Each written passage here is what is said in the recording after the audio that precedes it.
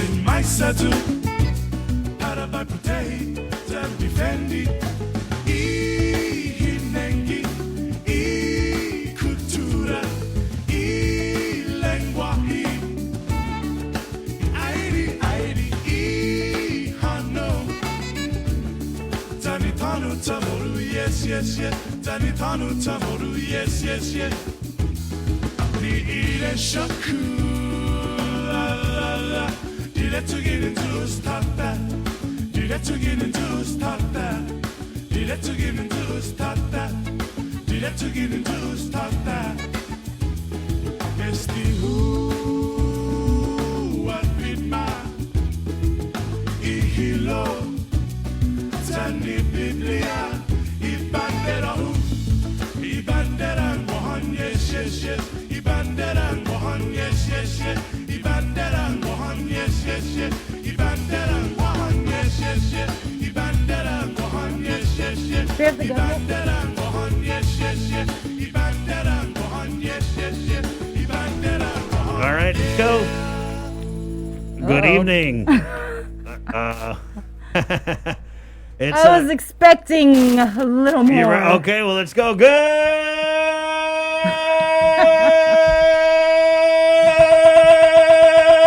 evening, Guam. There you go. Bota. Viva, and welcome to our KUAM News Decision 2020 coverage. My name's Chris. I'm Sabrina. And we are here from the first ballot all the way till the last. I know it's a cliche, but it's a cliche that's based in fact. We are going to be here until the last ballot is counted.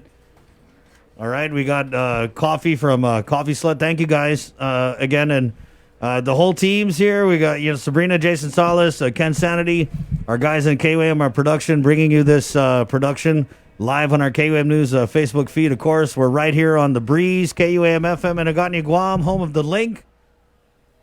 And our team is out and about, Bree. Yeah, the polls, they've officially closed. The ballots transported over to Election Central at the University of Guam Fieldhouse for what will be an all-nighter. But earlier today, island residents flexed their right to vote. With COVID protocols set in place, Central Guam residents took to the polls to cast their votes safely. Zotnia resident Johnson Nicholas gave the Guam Election Commission a pat on the back for making his voting experience a safe one. Last time I came in here, I came in with my dad who's disabled, so I was able to just be in the car and vote at the same time as him. But this time around I didn't have him, so I got down and I was a little bit concerned that it was going to be, kind of crowded. But it seems like they've done a good job of separating people and minimizing the number of people in the rooms. So I didn't feel like I was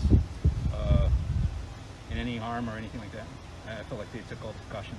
Up in Agana Heights, Shannon Seguenza said her votes are going to those who've been putting in the footwork. So a lot of the candidates that I look for, that I favor, that I tend to choose are those candidates that are community driven. The ones that are engaged. I pay attention to session, who shows up to session, who shows up to public hearings, who looks for public input. Not just outspoken in social media, because you can always hire a staffer for that, but that are outspoken in the community in general and outspoken for the community. Seguenza also said she had a safe voting experience. I thought it was going to be really nightmarish. I thought I was going to be in really long lines, and I thought I was going to end up, but this was actually really quick. You just went in, they took our temperature, they sanitized everything along the way. I appreciated the non-contact aspect of it for the most part, and it was quick and easy. I think that this was well organized as far as my experience with it. And not too far by, Sinohanya resident John said at the end of the day, it's about who's in it for the people. When it comes down to it, you want someone that will take care of you and is always looking out for the interests of the people and the island. Reporting for Guam's News Network, I'm Peter Santos. It's Super Tuesday, and that means voters all over Guam are coming together while maintaining social distancing protocols to cast their ballots in this year's 2020 general election. One Southern voter in particular, Ray Rabago, encourages others to vote if they want to see positive change in Guam's community. To choose how we go about things. You know, this is our island. Voting for the first time can be a bit intimidating, especially under pandemic conditions where many voters may feel a bit uneasy. However, the Guam Election Commission has made the voting process today relatively smooth for those that came out to exercise their right to vote. This is our chance to make a change and see how us young voters will make a difference in our island. Reporting for Guam's News Network, I'm Tyler Matinani. Like no other in Guam history, island voters heading to the polls despite our pandemic. Today we're electing several village mayors, vice mayors, members to the Guam Education Board, the Consolidated Commission on Utilities, questions on judicial retention, the Office of Public Accountability, which we know B.J. Cruz has ran unopposed. But the big races, the ones to watch, who will be the final 15 to serve in the 36th Guam legislature. Here's what's on the ballot. We've got newcomer John Ananich, who is a former police officer on the Democrat side, former Chief of Police Fred Bradalio, Christopher Carrillo. He was a staffer for B.J. Cruz, also a staffer for Senator Jose Pito Turlahi. Dave Duenas, he is a former senatorial candidate. We've got a former U.S. Marshal for Guam and the CNMI, Frank Leon Guerrero. All right, we have incumbent Senator Kelly Marsh, Taitano. We've got candidate Franklin Bunker Meno. The Speaker, of course, Speaker Tina Rose Munya Barnes. Vice Speaker Talina Nelson. Senator Sabina Perez. Incumbent Senator Clint Rigel. Of course, the Budget and Finance Chair, Senator Joseph Augustine. Incumbent Amanda Shelton. Senator Jose Pito Turlahi, and the Health and Tourism and Land Chair, Senator Therese Turlahi. On to the Republicans. We have Tony Atta hoping to return to the Guam legislature. We've got a newcomer, Michelle Armenta. Frank Blas Jr., also a former senator. Vince Borja from the University of Guam. We've got former Senator Joanne Brown, former general manager for the Port Authority of Guam. Former Chief of Police Joseph Cruz. Former Senator Chris Duenas. Newcomer Don Edcolani. We have Dominic Hernandez, Ken Leon Guerrero. And also on the Republican side, incumbent James Moylan, Sandra Sayao, Minority Leader Tello Taitagui, and of course, incumbent Senator Mary Torres. All right, in the U.S. House of Representatives, of course, we have Republican candidate Will Castro and two Democrats because they canceled the primary. The incumbent Congressman Michael San Nicolas and former Congressman Dr. Robert Underwood. And as we wait for the final tabulations in the mainland, Super Tuesday is just beginning. A long and grueling campaign reaches its climax today or tomorrow morning, but maybe not its end. While millions of voters have already cast a ballot for either President Trump or former Vice President Joe Biden, millions more will head to the polls early in the morning. It's unclear if we'll know the winner, as some states could take days to count all the ballots. Skylar Henry reports. President Trump and Joe Biden each visited cities with historical significance yesterday. We can be a little bit superstitious. The president held a midnight rally in Grand Rapids, Michigan, just as he did before his 2016 victory. Tomorrow we're going to make history once again. The former vice president was in Pittsburgh, where he kicked off his campaign in 2019. Because you represent the backbone of this country. Hard-working families. We're asking nothing but a fair shot. Throughout the day, both candidates urged Americans to vote. Get your family, get your neighbors, get your co-workers, get your boss, grab them by the tie, say, let's go, boss. I believe the message is going to be loud and clear. It's time for Donald Trump to pack his bags and go home. Voting during the coronavirus pandemic has reshaped the election process. At least 98 million ballots have already been cast. That's more than double the early vote in 2016. 5 voters in Dixville Notch, New Hampshire kept their midnight tradition alive, casting the first in-person votes on Election Day. 5 votes for Joe Biden. In some states, it may take days to count all the votes, so legal experts are urging patience. What would actually be a failure would be if we failed to count legitimately cast ballots simply because of some arbitrary cutoff. President Trump plans to spend tonight at the White House, while Biden has 2 more events in Pennsylvania today. Skylar Henry, CBS News, Alexandria, Virginia. All right, welcome back to our KUAM News Decision 2020 coverage, where we're just going to get right into it at 10:15 here on Super Tuesday, 3rd day of November. Welcoming to our coverage this evening, the governor of Guam, Governor Lou Leon Guerrero. Good evening, Governor. Good evening, Chris and Sabrina. Good evening. So how was your day today? Did you go out into the polls? Very busy. Very busy, of course, as always. Did you get a chance to go out and visit any of the polling sites? I did. I went to Jigo, went to Dedido, went to Tamuning, then headed down south to Santa Rita, Agate, United, Molesto, and Arahan, Talafofo. All around the island. Wow. So, Gov, what I guess were the takeaways? Big difference this election a year compared to one's past. Yeah, I don't know if you guys went around, but it was actually sort of a letdown for me in terms of people out there waving to the voters and getting all rallied up and excited. There were people out there waving, but it's not like our normal regular election days with parties and boom boxes and dancing. Not the same. Yeah. We did see a little bit of dancing from Congressman Robert Underwood and Senator Will Castro. Yeah, that was cute. Did you happen to see that video? No, I missed it. I missed it. Sorry, I did. Gov, when you went around to the different polling sites, it sounds like you went around the whole island. What were you hearing from the voters and maybe even the candidates on this election day? The mayors actually, Chris, were very positive. The mayors were out there. They were also taking note of the voter turnout and in their villages. And there's some villages that the voter turnout was more than what they had expected, especially in the mayoral races where there were more than one candidate for the parties. They're very hopeful. They're very hopeful that the Democrats will take the mayoral seats. And I didn't really see very many senatorial candidates out there. I saw Tina, but again, it was in the early afternoon, and maybe they were out later. I heard that later Jigo and Dedido was really busting in terms of voter coming to vote last minute. So that was also, I think, a good thing. But I didn't see very many candidates. I didn't run into very many candidates, but we had more Democratic presence out there than they were that I saw Republicans.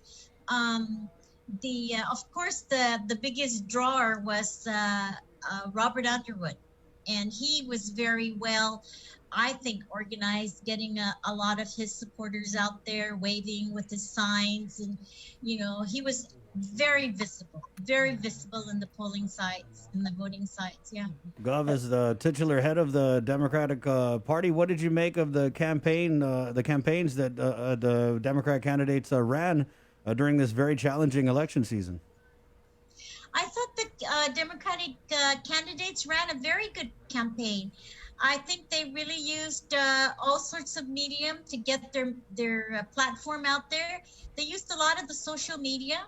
I think they used a lot of boosting. I memorized that terminology, boosting. I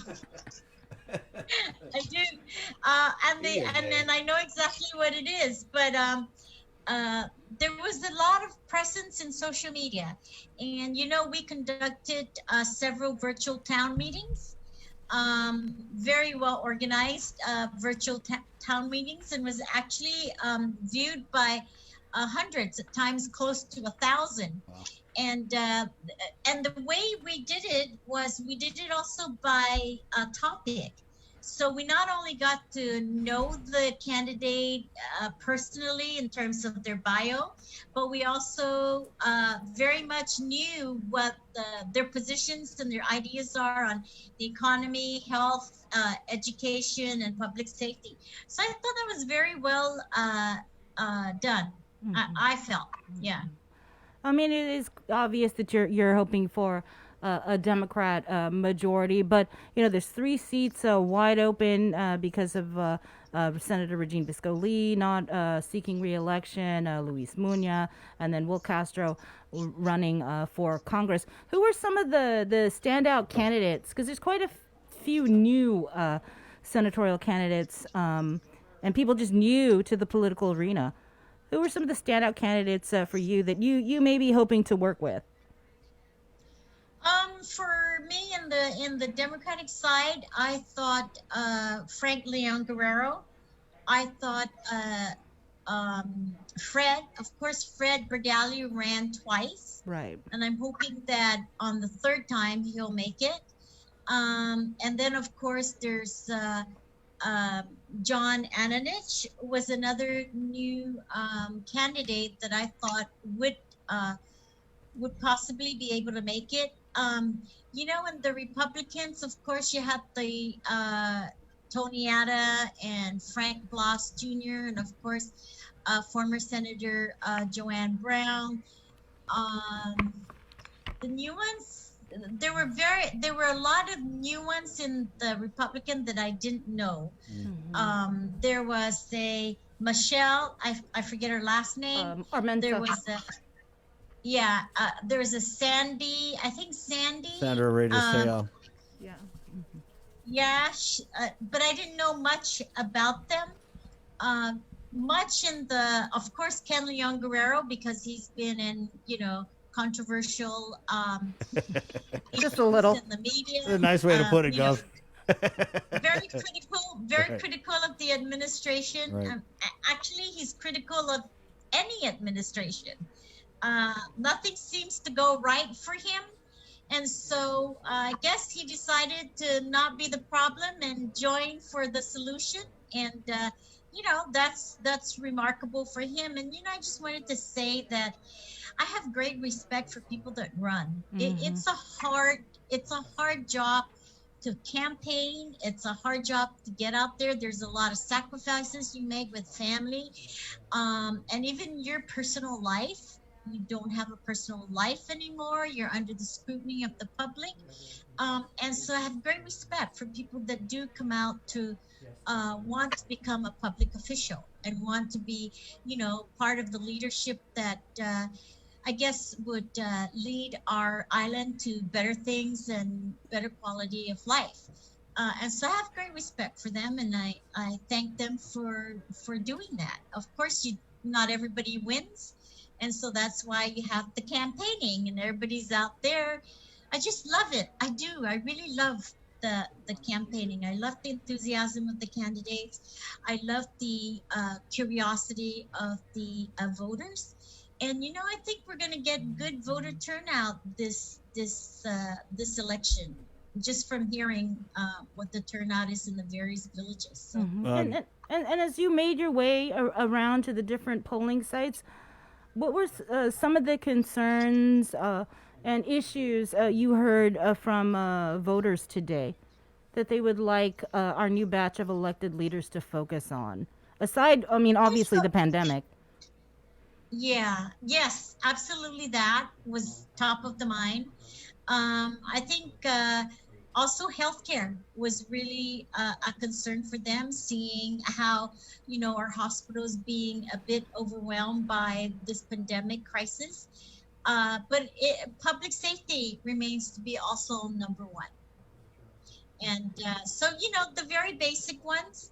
On the federal level, they want to make sure that we are well represented in Congress and want to make sure that we have good communication and relationships with federal partners, and also someone that can work well with the leaders here in Guam, both from the legislative branch and also, of course, the executive branch. Governor, there was an exit poll that came out earlier today, and I don't know if you had seen this, but predicting a Democrat majority, likely 9-6, maybe even 10-5. You mentioned Ken Leon Guerrero and the Republicans very critical of your administration during this campaign. But when you saw this exit poll and you saw that Democrat majority, did you feel maybe a sense of validation? Obviously, you were happy with that, right? I did, and I hope it pans out to be, the truth, right? And I hope it pans out to be what it is.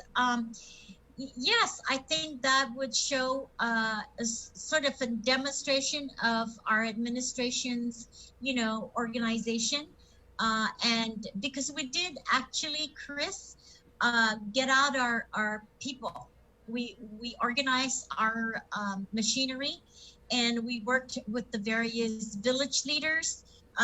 We did the whole thing, phone banking, getting 10 votes for each of the teams that we set up. We set up a lot of teams headed by key people whose responsibility is to make sure that their people get out and get 10 more people. Wow. So again, it was a very well organized machinery, which gives me, of course, great comfort in the coming 2022. How challenging was that, Gov? Because like you had said earlier, a lot of these campaigns, very heavy on the social media, but at the end of the day, social media doesn't show up to the ballot box, right? So that ground game, that village presence, the village leaders, all of that, really, I think, a huge factor. So was it challenging kind of getting out there and making those phone calls and meeting with people and getting those votes for the party?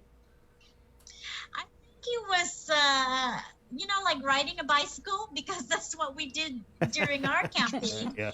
And to me, it's a practice drill for us for 2022. And so people already had their teams all set up. We still had our support list. We still had our phone tree list. So it was just a matter of updating it and getting people out there to make the phone calls. Gov, wanted to talk about the presidential election, and if you've been monitoring that, because we've been seeing the videos. People are boarding up their businesses. It just seems like a scary situation with what's going on in the mainland.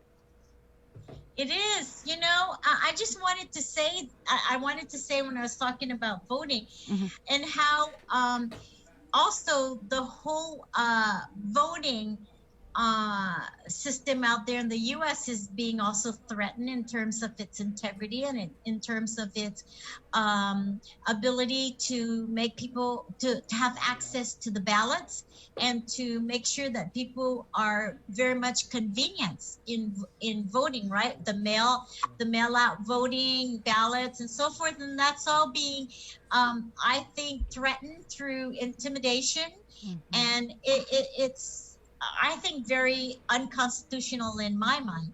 Whereas here, we very much respect our sacredness to voting, and we try to make it as more convenient as possible. You saw early voting.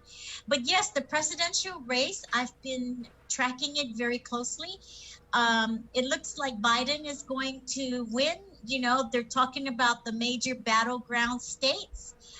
Florida, Pennsylvania, Michigan, and of course they're looking at Arizona also. Arizona hasn't voted for a Democratic president, I think, since 1996, and other states also. And I think, Sabrina, I think people in the U.S. they're angry, they're upset. And I was listening to one of the commentators, and they're saying that the African community come out when they're upset, when they're angry, and they come out and they use their voice and their vote to be representative. So they're saying there's probably going to be a big turnout with the African community. And I can just remember Michelle Obama, where she was telling people on the day of the voting, bring your chairs, bring your water, bring your food, bring your sunblock. Although I don't think you need sunblock now, it's kind of freezing over there. But the message is be prepared to be online for hours. And I forget the one celebrity that was in line for 10 hours. You guys probably know him. But, comments like that and experiences like that, it shows that the American people are tired. They're tired of the divisiveness. They're tired of the intimidation. They're tired of what they feel is racial profiling. they're just tired all around with the way the current president is running the government. And even military people, when I talk to them, they're supposed to be very neutral and they won't take one side or the other, but they understand exactly what the people are going through. Right. So it's going to be very interesting, and maybe it'll take days till they determine. But they're also very concerned that the minute President Trump knows that he is not the winner, that he's going to take things to court and he's going to, boggle it down in the court system. I don't know how that's going to work because you have to have a president by January. Yeah. So I am also looking at the Senate, because there's some seats up. Lindsey Graham's seat is being challenged by Jameson. That's also a very close race. And so people also are concerned about how the Senate is reacting to the public, to the people. Yeah. Especially over the pandemic, the passage of the third package that didn't happen. Governor, we've enjoyed some access to President Trump through the Republicans on Guam, but what do you think a Biden victory would mean for the island in terms of accessibility for your administration and the White House? I think it'll be also just as accessible. I have to say though, Chris, that I had no problems accessing the White House. And I think that's because of my membership with the National Governors Association. So I was able to meet the various secretaries of the White House, and I went to dinner at the White House 2 times. Jeff, my husband, had lunch with the First Lady and we had lunch at the house of the Vice President, and it was a very intimate, small, and I got to speak to Vice President Pence. I got to speak to the Second Lady, and so there was that access, and also I had access to a lot of the military. The Secretary of Defense was here, the Secretary of the Navy was here, Secretary of HHS, various key people, access to the Secretary of Education, and also for the small business. So I had no barriers at all being a Democratic governor. Good point, Scott. In fact, what's her name? I forget her name. The blonde-haired, what's her name? His right-hand person, the woman, Kaylee. Connolly. Yeah. Connolly. Right. Yeah. She actually sat next to me in one of the conferences, and we talked a little bit. And she's very much informed about Guam. In fact, her husband is an attorney, and he represented, I think, Joe Tan in Saipan. So they were able to go to Saipan.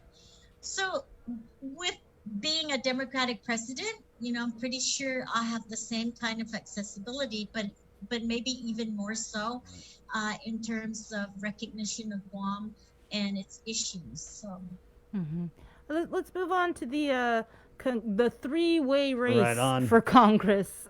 What are your thoughts? Do you think tomorrow we're going to be talking about a runoff, or it's going to be decided? Yeah, I hope we're not going to have a runoff, but I think if we are going to have a runoff, I think it would be with Robert Underwood and, of course, Congressman Mike Nicholas. I think that's the 2 that would have to run off. And I think Robert Underwood has a great chance of winning. Like I said, I think he had a very well organized campaign also. But whoever, I will, again, as you see, been very much cooperative and very much wanting to work with the Congress man.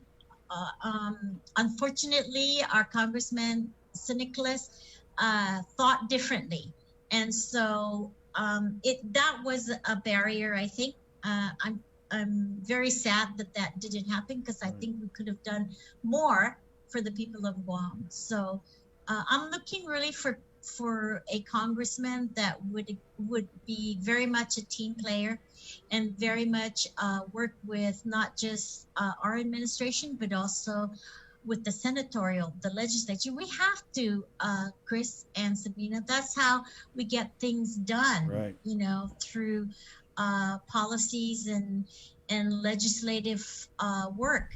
That's how we get, again, known over there in Congress. And there's a lot of challenges coming ahead. There's a lot of military activities being here in Guam. I just met with the admiral telling, actually the Consul General of Taipei was telling me they also want to start doing more work with us, business with us. And that's because we are in a very strategic location geographically, you know, anywhere from our point to anywhere in the Pacific, in the Asia, we're only like 4 hours away from very key cities. So geographically, that's a positive for us, and I think we need to take advantage of that as much as we can to provide, you know, more resource for our people and to strengthen our economy that way. Right, and you know, whoever is elected by the end of the night or early in the morning, you talked about it's a lot of hard work running, but once you're in, it gets harder. It's a lot of work. Right, right. The work begins. The work begins. And you know, it's not just moving policies, but it's how you relate to the policymakers there in DC and how you relate to the White House. You know, it just amazes me. I just have to tell you a real quick thing. Congresswoman Berdalio, you know, she's my liaison person over there. And whenever I go over there and we go through the congressional halls, my gosh, she's still very much recognized there. Oh, Madeline, how are you? We miss you, you know, and that's very important. Then when we went to the Pentagon, these heads of the Army, the Air Force, the Navy, they all say, oh, Madeline, thank you for coming again to visit us, you know. So it's really the politics of relationship and the politics of working with them and the politics of letting them know what Guam is all about, you know. And hey, you know, the head of the Marines told me, you know, your Congresswoman Berdalio, the very wise advice she gave me is know the people, know the culture, and know their environment. So those are all keys. Those are all very key ways to move forward our island. Right. Galva, I asked you what you thought of the campaigns that the candidates on the Democrat side ran.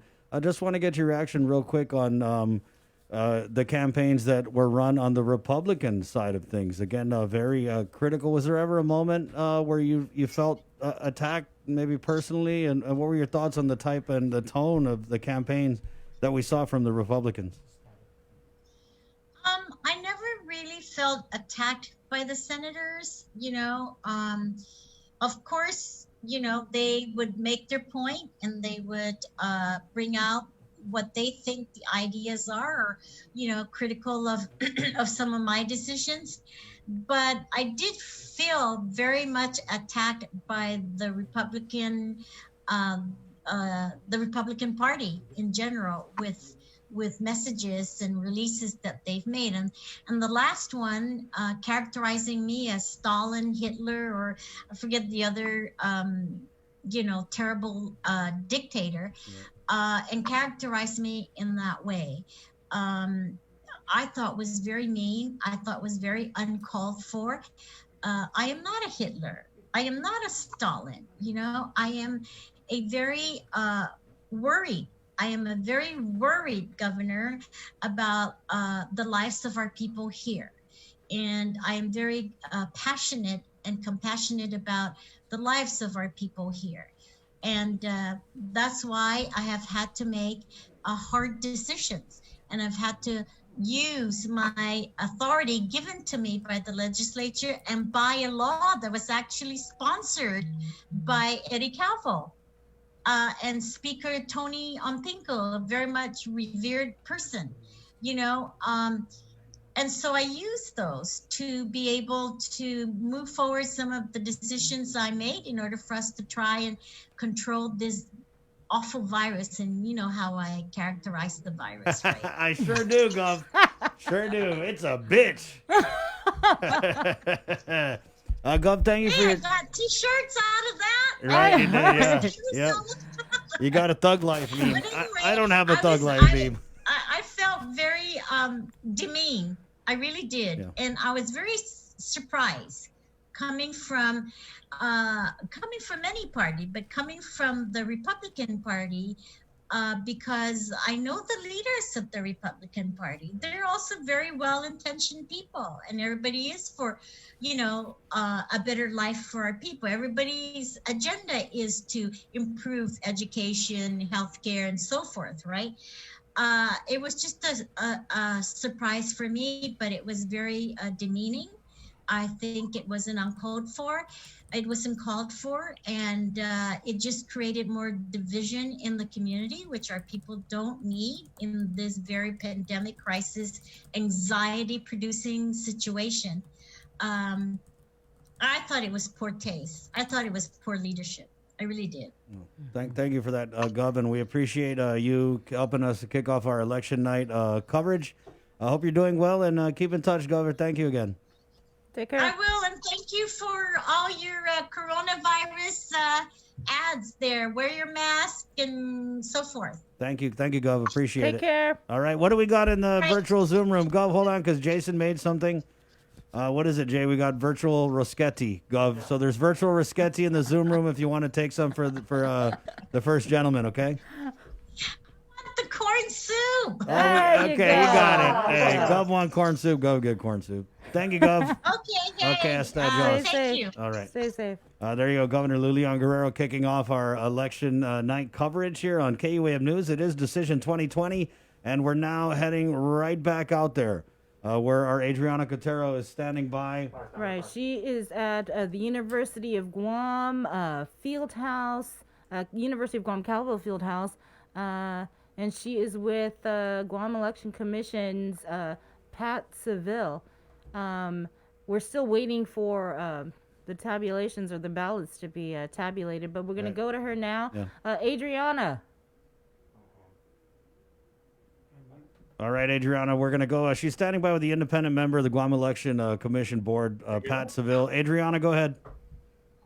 Hafide, Chris, and Sabrina, that's right. I am here at Election Central. That is UOG, Calvo Fieldhouse, and I am joined with Pat Seville, the independent commissioner here. And if you could just tell us a little bit about the process for tabulation. This is my first time covering an election here in Guam, so it'll be really nice for me to even learn from you right now. Okay. Well, most of the action right now is going on behind the black screen.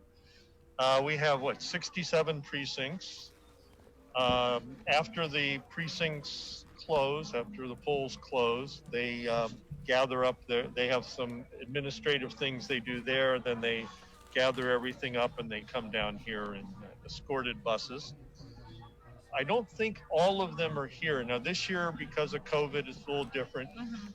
Behind the screen, it's the rest of the field house. We have 30 precincts at a time.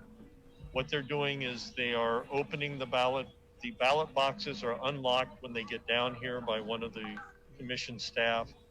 Then they are, the precinct workers go and they open the envelopes and they start balancing out, making sure they look at the voter log, how many people voted, and they count the ballots and make sure that all of their ballots and the voting logs all match up. And once that's done, then there's a couple of more checks and balances that are, they're stations basically. And then when they have balanced out and all the ballots match the voter rosters, the ballots are brought over here. And as soon as we get about 10 precincts in, and we're almost there, we'll start running the machines. So it sounds, when you mentioned 10 precincts, we're going to go by batches of 10 then, making for about, is that going to be about 6 batches possibly? I don't know. We'll see. It kind of, once you just develop a rhythm, but we'll wait till we get about 10 precincts for the first batch, and you hope that they start coming in pretty, that you get kind of a rhythm going. Yeah, yes, we do Yeah, for this we do. night. Night, yeah. Exactly. So tell me a little bit about the voter turnout. I know that I was at some of the different polling sites earlier this morning, and I heard that there was more foot traffic throughout the day. Yeah, I've heard kind of basically what you've heard. I've driven around a bit. It was light this morning in some precincts. A couple of precincts seemed heavier. There was, we had almost 13,000 early voters. So that's a big deal. And that's really reduced the number of people who had to go out. And that was the goal because of the pandemic. We didn't want people to be as exposed as they might otherwise have been.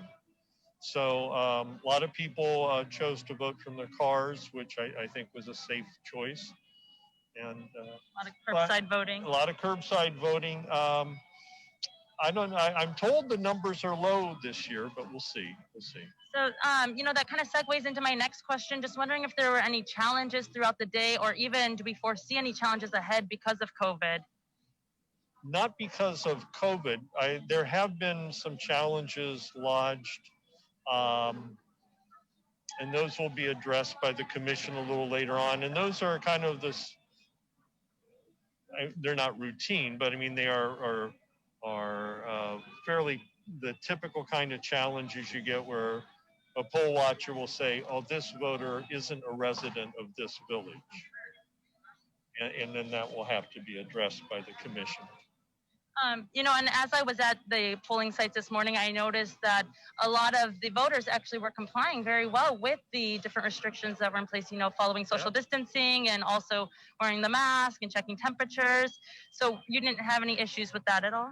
No, look, I think people saw the news reports, even on your station, that GMH is maxed out, filled. They're putting people in the hallways. They've got the inflatable Quonset hut coming in. So I think people are taking it seriously. And yeah, so we didn't have, I didn't receive reports of any COVID security issues of people not adhering to what they were supposed to. Good job, Mom. There we go. Good job. There you go. And we also know that there's 3 new machines here. So are there any names for those machines? Well, okay. As the independent member, I've been calling them Earth, Wind, and Fire. All right. I understand there are a couple other names being floated around, but since I'm the one on camera, we're going to call them Earth, Wind, and Fire. This is the unofficial name. Earth, Wind, and Fire. Okay. There we go. All right, I like that. So any predictions for tonight that we see? Are we going to have a long night or maybe shorter?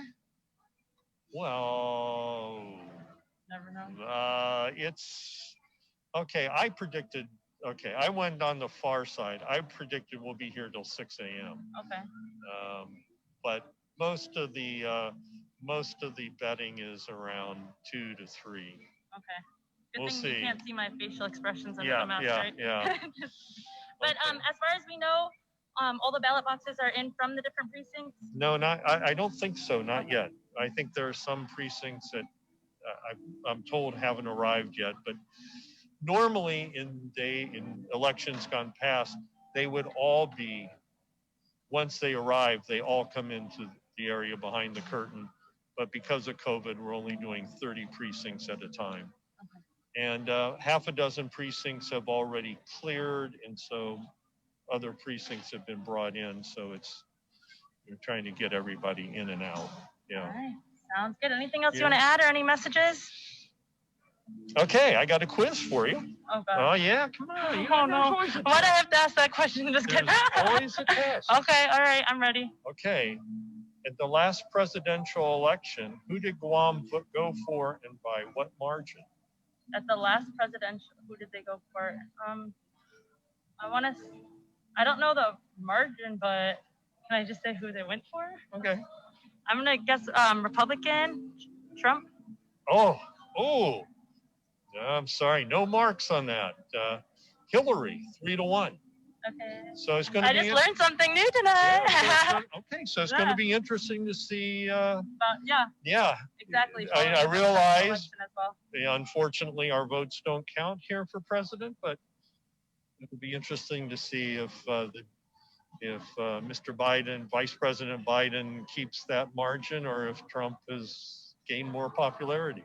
Yes, we will see. We'll all see. right. Well, thank We'll you see. so much for speaking with me, and thank you all for tuning in. And please continue to tune in with us all night, as I will be here at UOG, the field house, reporting any. And as the results come in, we'll be sure to get them to you. And we'll also be posting it on KUAM.com, and it'll also be on gec.guam.gov. Thank you, Thanks Adriana. a lot, Adriana. Bye, guys. Okay, I'll see you. There you go. Adriana Cotero, of course, for the KUAM News team, live at Election Central, the OG Calvo Fieldhouse. And she was mentioning, or Pat Seville was mentioning, he's an independent member of the GEC board, that some ballots are still making their way over to the field house. Wow. He also indicated that the numbers might be low. There's a couple of challenges that have been lodged, and he said they're typical types of challenges that their board will be addressing later tonight. What I thought was cute was how they got the 3 new tabulators, and he is officially named them Earth, Wind, and Fire. There you go. Nothing wrong with a little Earth, Wind, and Fire. 10:51, KUAM News Decision 2020. Coming up, of course, we have the reps from the Republicans and the Democrats, but we want to take it over to our analysts, and we just got a whole bunch of great analysts to chime in on not just the election, the campaign, but definitely the results. And let's go ahead and get that started now. We have a couple comms guys here. He did comms for the Camacho administration. He wears a lot of hats. Bree, I lose track of how many hats this guy wears. Sean Gumatata. It is, yeah. I'm surprised he doesn't have 10 heads with as many hats as he wears. So we got Sean Gumatata and, of course, Phil Leon Guerrero, who did comms for the Cabo Tenorio administration, and most recently is staffer for Senator Regine Bisco Lee. So good morning, gentlemen. Good morning. Hey, good evening. Oh, is it? Yeah, sorry. Good evening. I'm used to being on in the morning. The Link show right now. What's going on here? Right, I know. It's been a long day. I'm sure everyone's going to be delirious by the time this is all over. So let's just get it out of the way, I think. Right on. What did Seville say? Some people are saying 6 o'clock in the morning. Oh, my goodness. Yeah. That's going to be like 2018 all over again. I remember the last election, it was, I think, 7, right? About 7 that we had the final count. Sean, your feeling on this election day? I know you talk to people all the time, but what were voters saying about the issues, of course, but more importantly the protocols and how easy or difficult it was to go out and cast their votes today? Well, I voted this morning when the polls opened in Talofofo, and it was a little slow going for the most part. There was maybe one person who was a little, I think my wife and I were wondering, did she get off the bed on the wrong side or just completely fell off? She was really kind of upset when they first started, and they were just getting warmed up as the precinct was opening up, and they were very courteous, the folks that were there, and I just want to commend the Guam Election Commission for their work today. At least I can speak for Talofofo, and I saw the video this evening, Bree. I know that your team was out there, and it was pretty smooth, pretty much at 7 in the morning, and so kudos to them. As far as the buzz about what is happening with this election, I think most of us, including probably Phil included, we're all watching that number, which will be the voter turnout.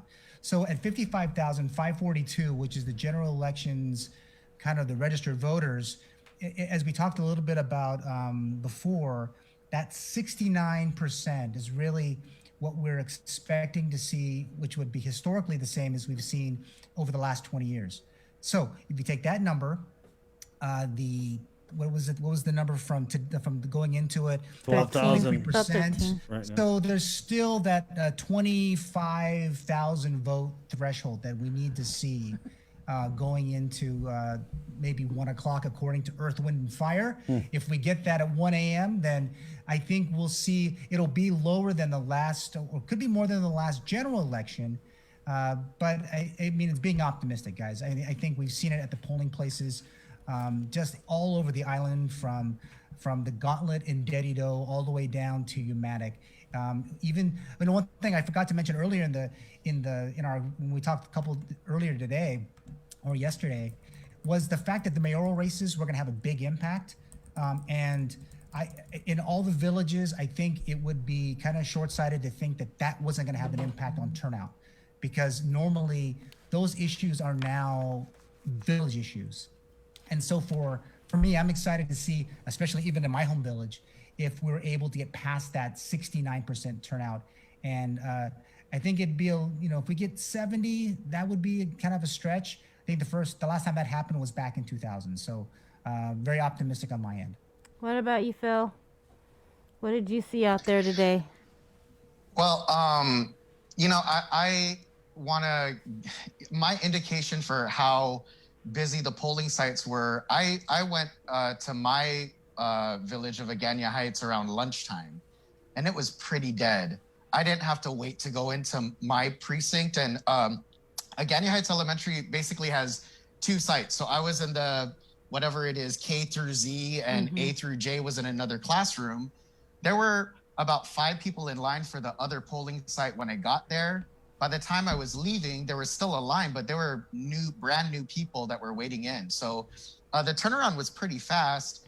And the perspective that I found, that I came upon, that I found really interesting was that there were clearly more people at the drive-throughs than there were at the polling sites. Wow. And I think that might be an indication as to what the turnout might be. I did some quick research in 2016, the last midterm election that we had, 24,242 people voted.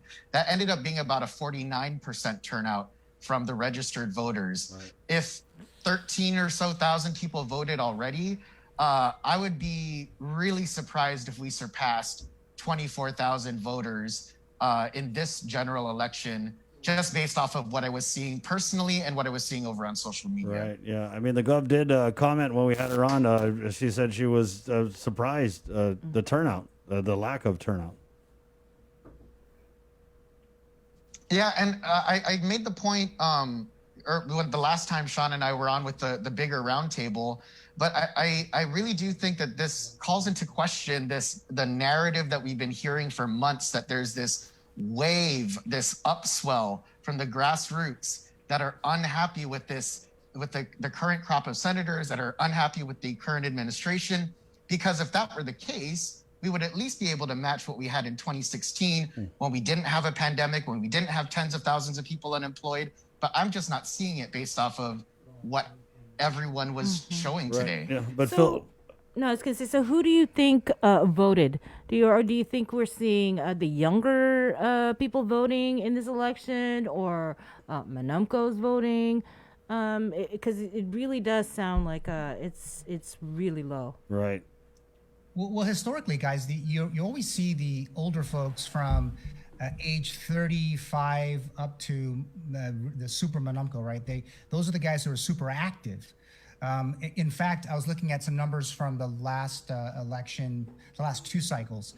It was showing that the amount of folks who did not vote, who were registered and did not vote, the group that is that 18 to 30 group, in large numbers did not show up. So they registered and they were all gung ho, but they just didn't show. I'm hoping that the trend turns around today. I was more concerned. I was looking at some reports from Santa Rita, and they were talking about how maybe they were looking at maybe 100 votes an hour. So if you think about in Santa Rita, in District 5 and 5A, if that was the case, you'd see 650 votes cast in that in the election. They have close to 1,800 registered voters. Right. That puts it somewhere near a 35% voter turnout.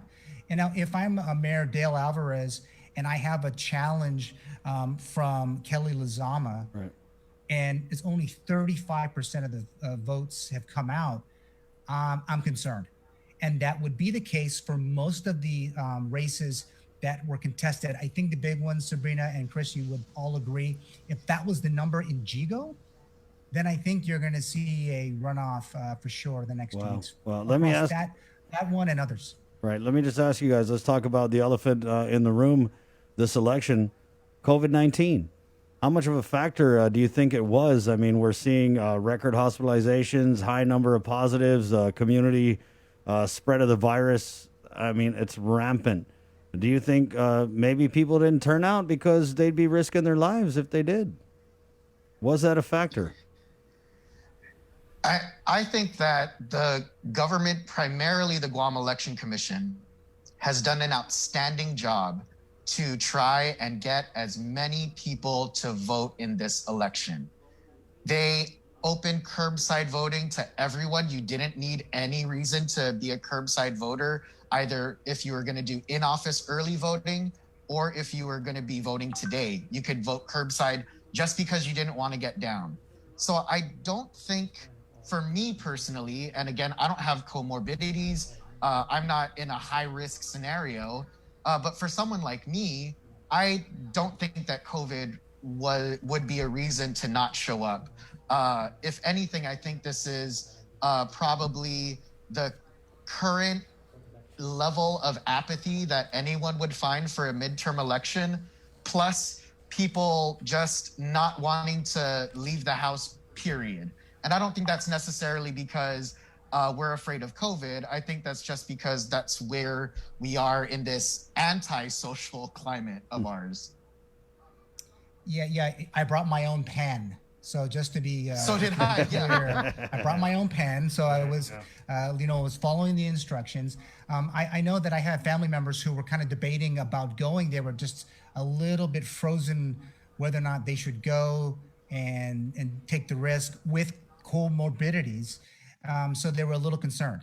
So that was a front and center for our family. I would tell you guys, Chris and Sabrina and Phil. So it's not a stretch. There are as many families like ours who were thinking, maybe I'll take a pass into the next general because I'm registered. I voted the last one. I'll take a pass. I'm still good to go for the next general election.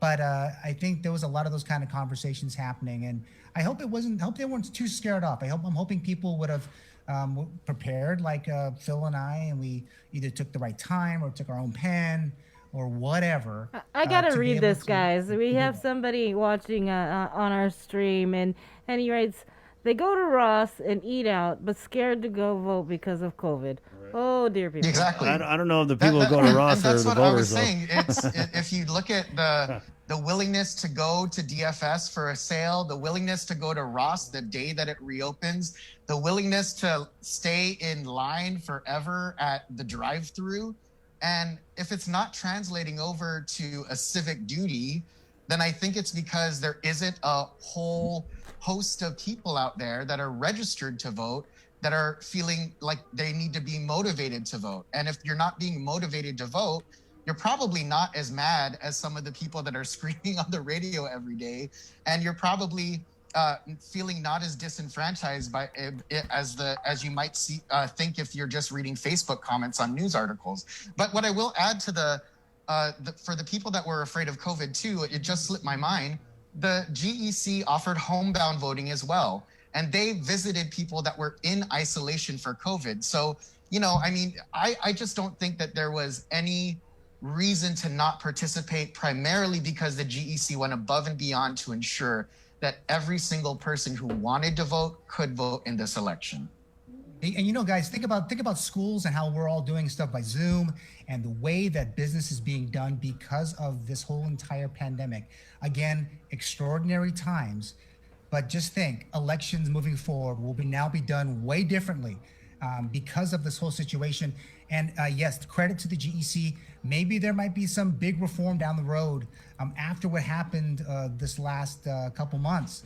And there is no question that the fear factor, I don't understand, just as Phil said, you can go and get a burger. You can go pick up some cool items at DFS ahead of the Christmas break. But to vote, and if the numbers are that apathetic, I just would just be scratching my head. But it goes back to why was this particular election, why did it have the highest amount of people to register? Why do it if you're not going to press a button or you're not going to mark a ballot? It makes absolutely no sense. And if they did it, great. and prove us wrong. And in about, as Earth, Wind, and Fire would be done by 1 a.m. and we're enjoying it, the time early, then prove us wrong. But if it's lower than 69%, which historically the midterms have been over the last 20 years, then I think we're going to see a different way of doing things here, especially politically in Guam. You guys kind of sound like my grandma right now. Oh, you can go to Ross, but you can't go vote. Can't go to church? Yeah. We're all in line at church, but we're not going to If vote. we're looking at low voter turnout, are we looking at, a high probability then of seeing a lot of the incumbents just returning to the 30? I think people who have been doing this for a long time will agree that low voter turnout usually favors the incumbents, because you need to be voted out of office. And if there isn't a high turnout, the chances are that a majority of people who are already there are going to not receive that many votes to be voted out. Yeah, and also with that kind of turnout is name recognition. If they, as we know, we have folks who are known quantities around our political circles on both sides of the aisle. Because of the name recognition, they stand a better chance than those folks who absolutely people were scratching their head of asking themselves, who is that guy, when they were looking at the ballots. And this is not just for the senatorial side, guys. We're talking about the CCU. We're talking about the Guam Education Policy Board. Those particular races will be impacted by that name recognition, if you will. And hopefully the apathy is not stuck too hard to everybody. Right. What about congressional? There's plenty of name recognition there. I think the biggest thing is not so much name recognition. There's a strong chance, and I still, nothing has changed in terms of how my feelings about that particular race.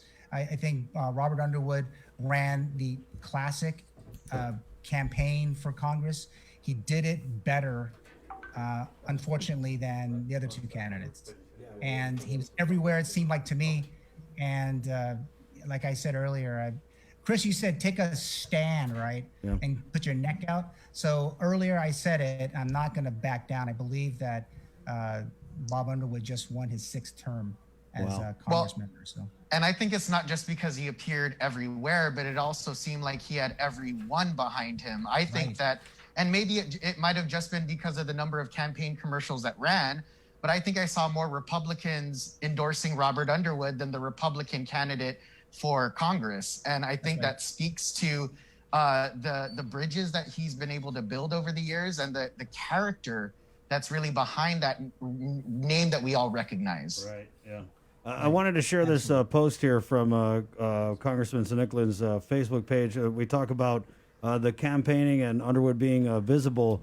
Someone who wasn't really visible until really the very end, and that hospitalization thing was the incumbent Congressman Congressman Nicholas. He writes, "Good morning, Guam. As you may have noticed, we have greatly muted our campaigning this election year. Too many people are hurting to ask for campaign donations. Too many people are hurting to ask for them to give more. We don't want to overwhelm you by adding to the who is better or who is uglier bombardments that fuel the emotions but don't actually change the realities.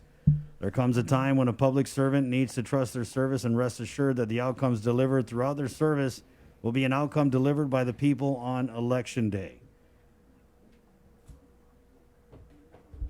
That was about the amount of campaigning we saw from the congressman. Was it kind of interesting for you guys that we really saw Robert and Will out here? I mean, they put out a video dancing together.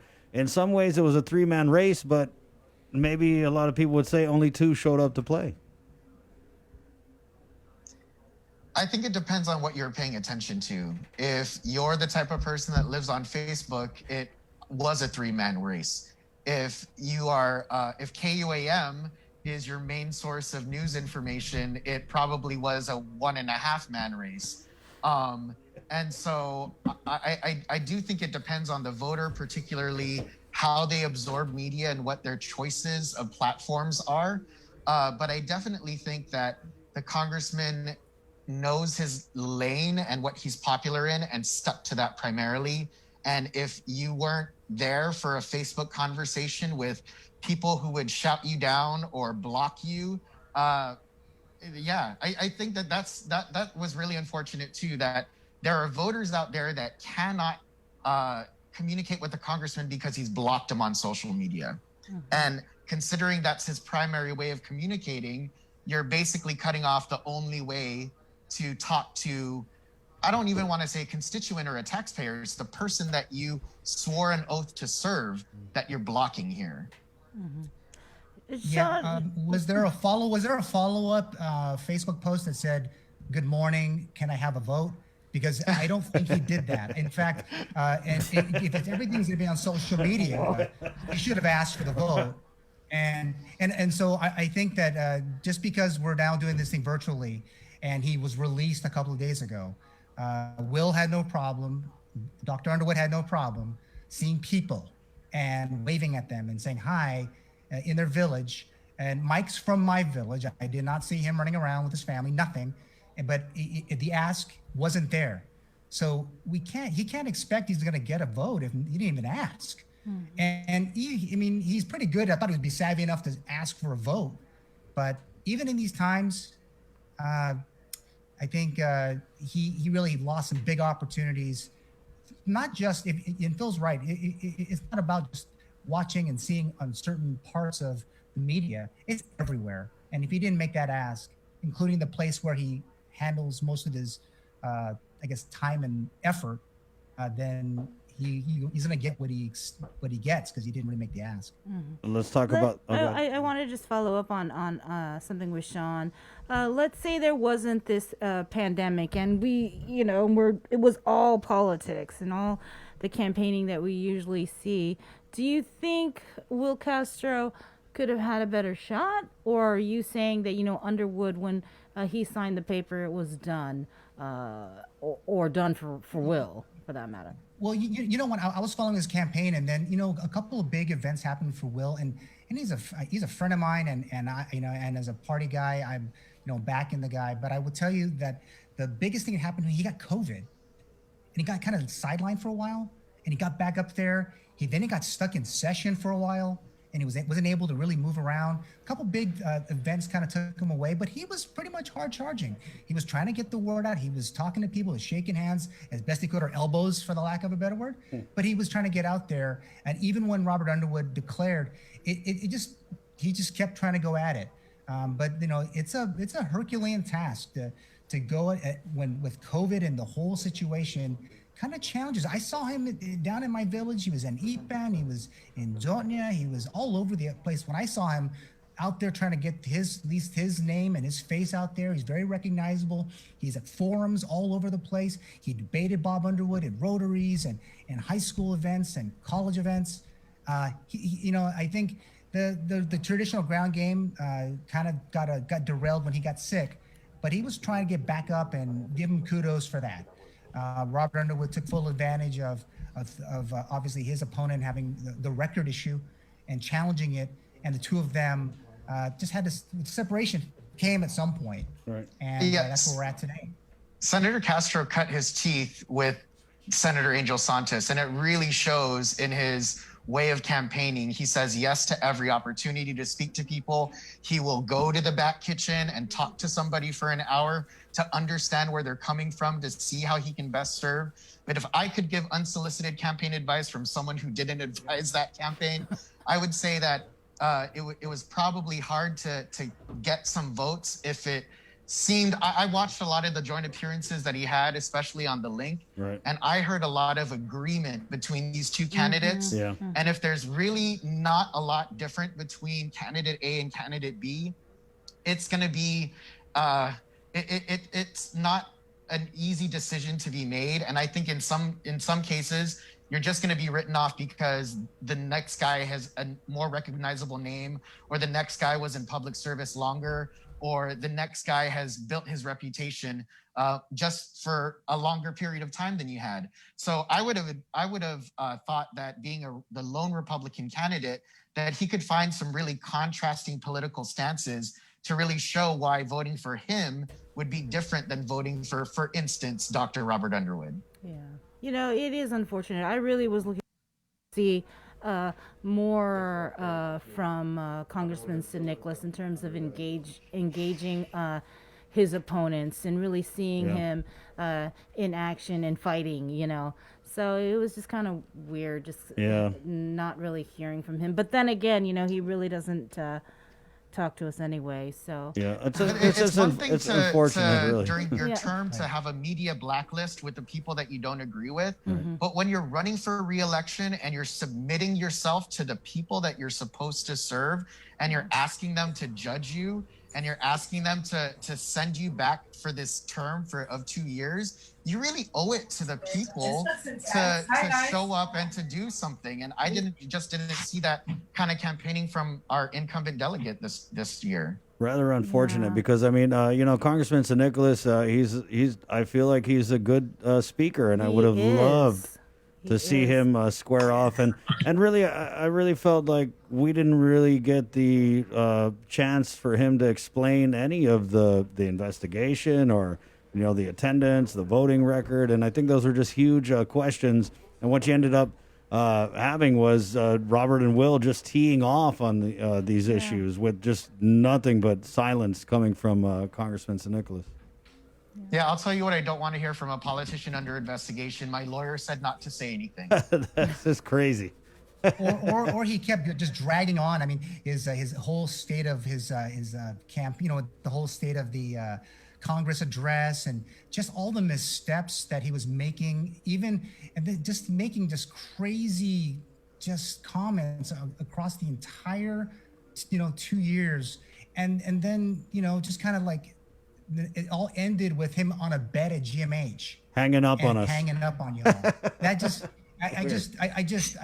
there was just so many opportunities lost, and that's unfortunate. Yeah, it is. Yeah, but I am thankful that he did come on the show. It was kind of a last minute kind of sudden thing when he came on the show. Yeah. But I reached out to him. I messaged him that, hey, want to give you this opportunity. There's controversy over you being at this isolation facility. And so he came on and then he got mad. Right, because you kept going in on him about his sister. I just asked him to respond to the allegation. I mean, to me, that's basic. Like, you respond or you don't respond, and he just hasn't responded. I think anyone who drank the Kool-Aid that somehow KUAM has it out and is going to be biased or mean to the congressman just has to watch that one interview to see how much of a fair shake you were giving him, and then to see that this blacklist probably has something to do with something other than a perceed bias. Yeah, I mean, we asked Governor Liu the question. 72 hours later, I mean, he's out. So it's like, now what? and he wasn't dancing in the streets with Bob and with Will. Wait, speaking of dancing in the streets, we have that video. That was so cute. We don't even know if he voted. And I Googled viral pneumonia, and it turns out that it will get better on its own. Okay, thanks, Phil. I appreciate it. Dr. Phil. That was worrisome, though, when you man. see him in a hospital bed. At least for me. Yeah, you don't know. And that's the thing. You don't ever want to. I mean, someone's in the hospital, and I even said that in the interview. I said, obviously, you're sick. You're in the hospital, right? I mean, it is what it is. Is that video ready? We're going to play this video, and then we're going to go to the... we can't run the music because it would kill our feed. But yeah, you guys are going to have to talk over it, because very, very funny videos we'll bring up momentarily. How about I beatbox? Yeah, so you guys are just going to have to imagine these two esteemed members of our community, distinguished gentlemen both, basically getting down to Boogie Wonderland by Earth, Wind, and Fire, which happens to be the names of the ballot tabulator machines this year. He's going to pop that video up. Did you guys happen to see that earlier today? They dance better than the president, so I'm happy with that. And I mean, what I loved about this is here you have two guys running against each other, but again, at the end of the day, we might be on opposite sides of the political fence, but we all go to sleep, we all wake up on the same island, and I'm just glad that wasn't lost on at least a couple of the congressional candidates. Yeah, that's true. And it's playing there. That is cute. Senator Will's always been a good dancer. I've seen him cha-cha. There they go. All right. Get it. Congressman Underwood's going to do a weird one here with the... with his hands. I'm not sure Yeah. what move that is. Right. And you know, I guess after a long campaign, long hard work, they're just letting loose. Right on. Let off that steam. Guys, we're going to let you guys off, and we've got just a bunch of people lined up in the Zoom room. But, hey, be on standby because we're getting some results soon. There's things happening. It's rapidly evolving at the OG Calvo Fieldhouse. We'll bring you back in. All right. Hey, we'll be here. And Okay. hey, you never Sounds know. good. You might just be surprised. Michelson Nicholas, maybe he might pull it off. Never I mean, know. yeah, I'm not even discounting his support. He's got a really strong base, and like you said, No, Phil, he don't kind of count stayed him in that out. lane. Yeah, and I think if there are people who support Congressman St. Nicholas, they definitely won't have a problem showing up to vote. Exactly. We will definitely be able to see exactly how popular everybody is. Right. Okay. Thank you, guys. See you in a bit. That's that. Okay, let's keep it in the KUAM News Zoom room. While we're talking congressional race, we'll go ahead and bring on former Congressman Robert Underwood and Senator Will Castro. Again, we did put out the invite to Congressman St. Nicholas. Didn't get a response, but we have sent him the Zoom link if he does want to jump on. So in the meantime, we just saw him dancing. Seated comfortably now, awaiting the results. Good evening. Good evening, Congressman Underwood, Senator Castro. Good evening. Good evening. How are you doing? We're doing pretty good. Just getting started, really. Haven't, counted a single vote yet. Well, but the more compelling video was not me and Will dancing. It was Will dancing with Narissa. And they had that. Oh, you need to send that. They had to change signs. So Narissa was dancing with Will's sign, and Will was dancing with my sign. And that was a more compelling dance number. Well, send it to us and we'll air it. I appreciate Dr. Underwood because he wasn't ego. I thank you for that. Well, he'd have to get Egu from 6 feet away, so. That's true. Right. That's true. Everybody kept their social distance. Right. Let's just jump right into it, guys. I wanted to get a response from something one of our analysts had said Phil Leon Guerrero had just talked about. You guys making joint appearances on the link. Not a lot of daylight between you guys. Agree on a lot of the issues. Let's talk about that common ground as we saw in this dancing video. Just how much do you guys have in common? And how surprising is it that, one of you is a Republican, one of you is a Democrat? Well, Congressman, would you like me to go first? Sure, go ahead. Okay, well, just full disclosure, I was a rebuilder in 2002, and so I have deep roots in the Democrat Party. So Dr. Underwood is no stranger, and I respect him a lot. And so when he comes over, when I go over, there's a lot of good energy, and you just, from my vantage point, Chris, I'm sure you can appreciate this. We just have respect for those who are, older than us, even a little bit. So dancing with him, that was my privilege, and clearly he was the better dancer. Robert, unmute. No. Is he not getting audio?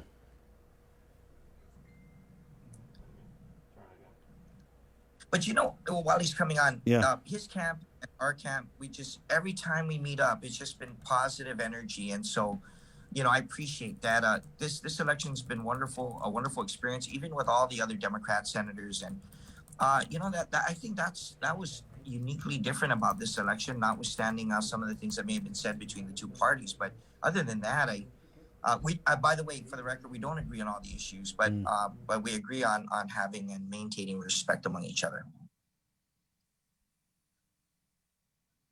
Robert, how's your audio, Robert? No. Well, that's funny. Of all the times. Yeah. He needs to raise the volume on his computer. There you go. Okay.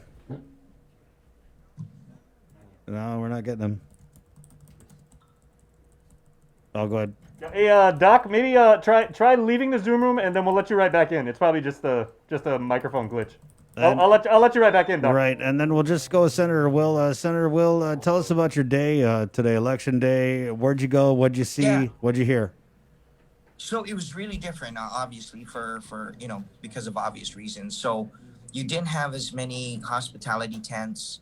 But you know, the thing that was the same was that even for those who did have small gatherings, small opportunities to get together, the energy was just awesome. That particular video was from Ukudu, but the energy was the same in Molesto. So while you may have zoomed through a few precincts that didn't have your what you would expect on a typical election day with the tents and the Republicans and the Democrats, even the satellite voting, there was so much more congregation than what happened today. And so that was different. The energy was the same, the positivity and the laughing and the dancing was the same. But I hope the participation on the sides of the road, even with the 10 by 10, is not indicative of the voter turnout. I pray for that. I hope more people came out than did not.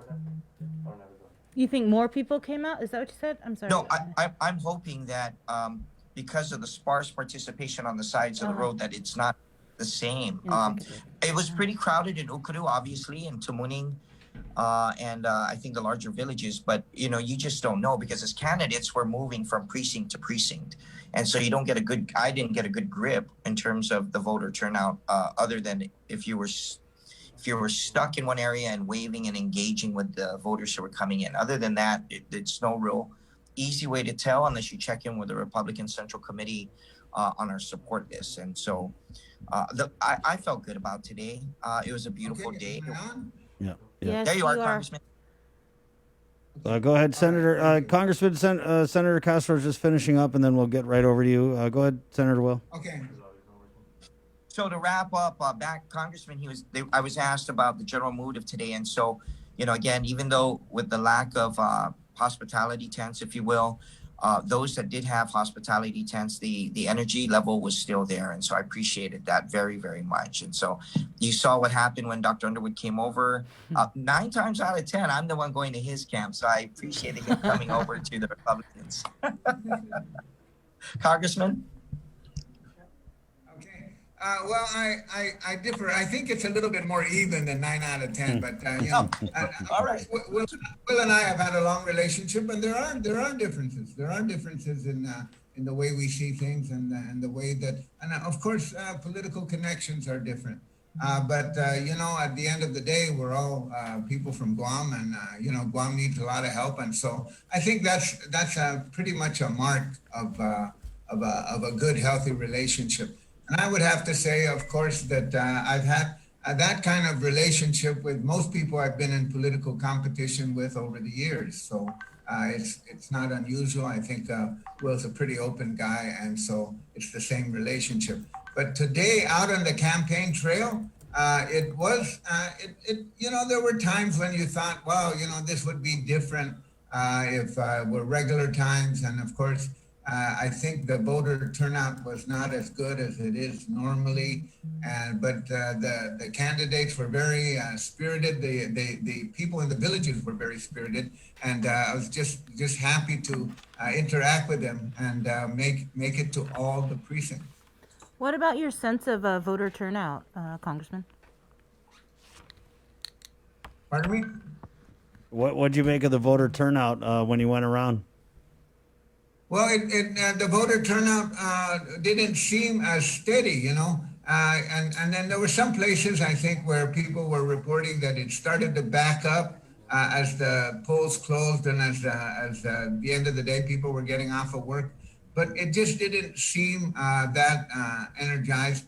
But on the other hand, early voting, you know, is really important, and I think it ought to just become a part of our feature of who we are as a society. It's common practice in other places. You know, we have relatives who live in Washington State. They just mail their ballots in. I'm not sure that's what, if we had to mail our ballots in, how will we have hospitality tents? We need those hospitality tents. Bring them back. Yeah, and the mail-in ballot will take like 3 days to get to somewhere it takes 3 minutes to drive to. Yeah. So there's that.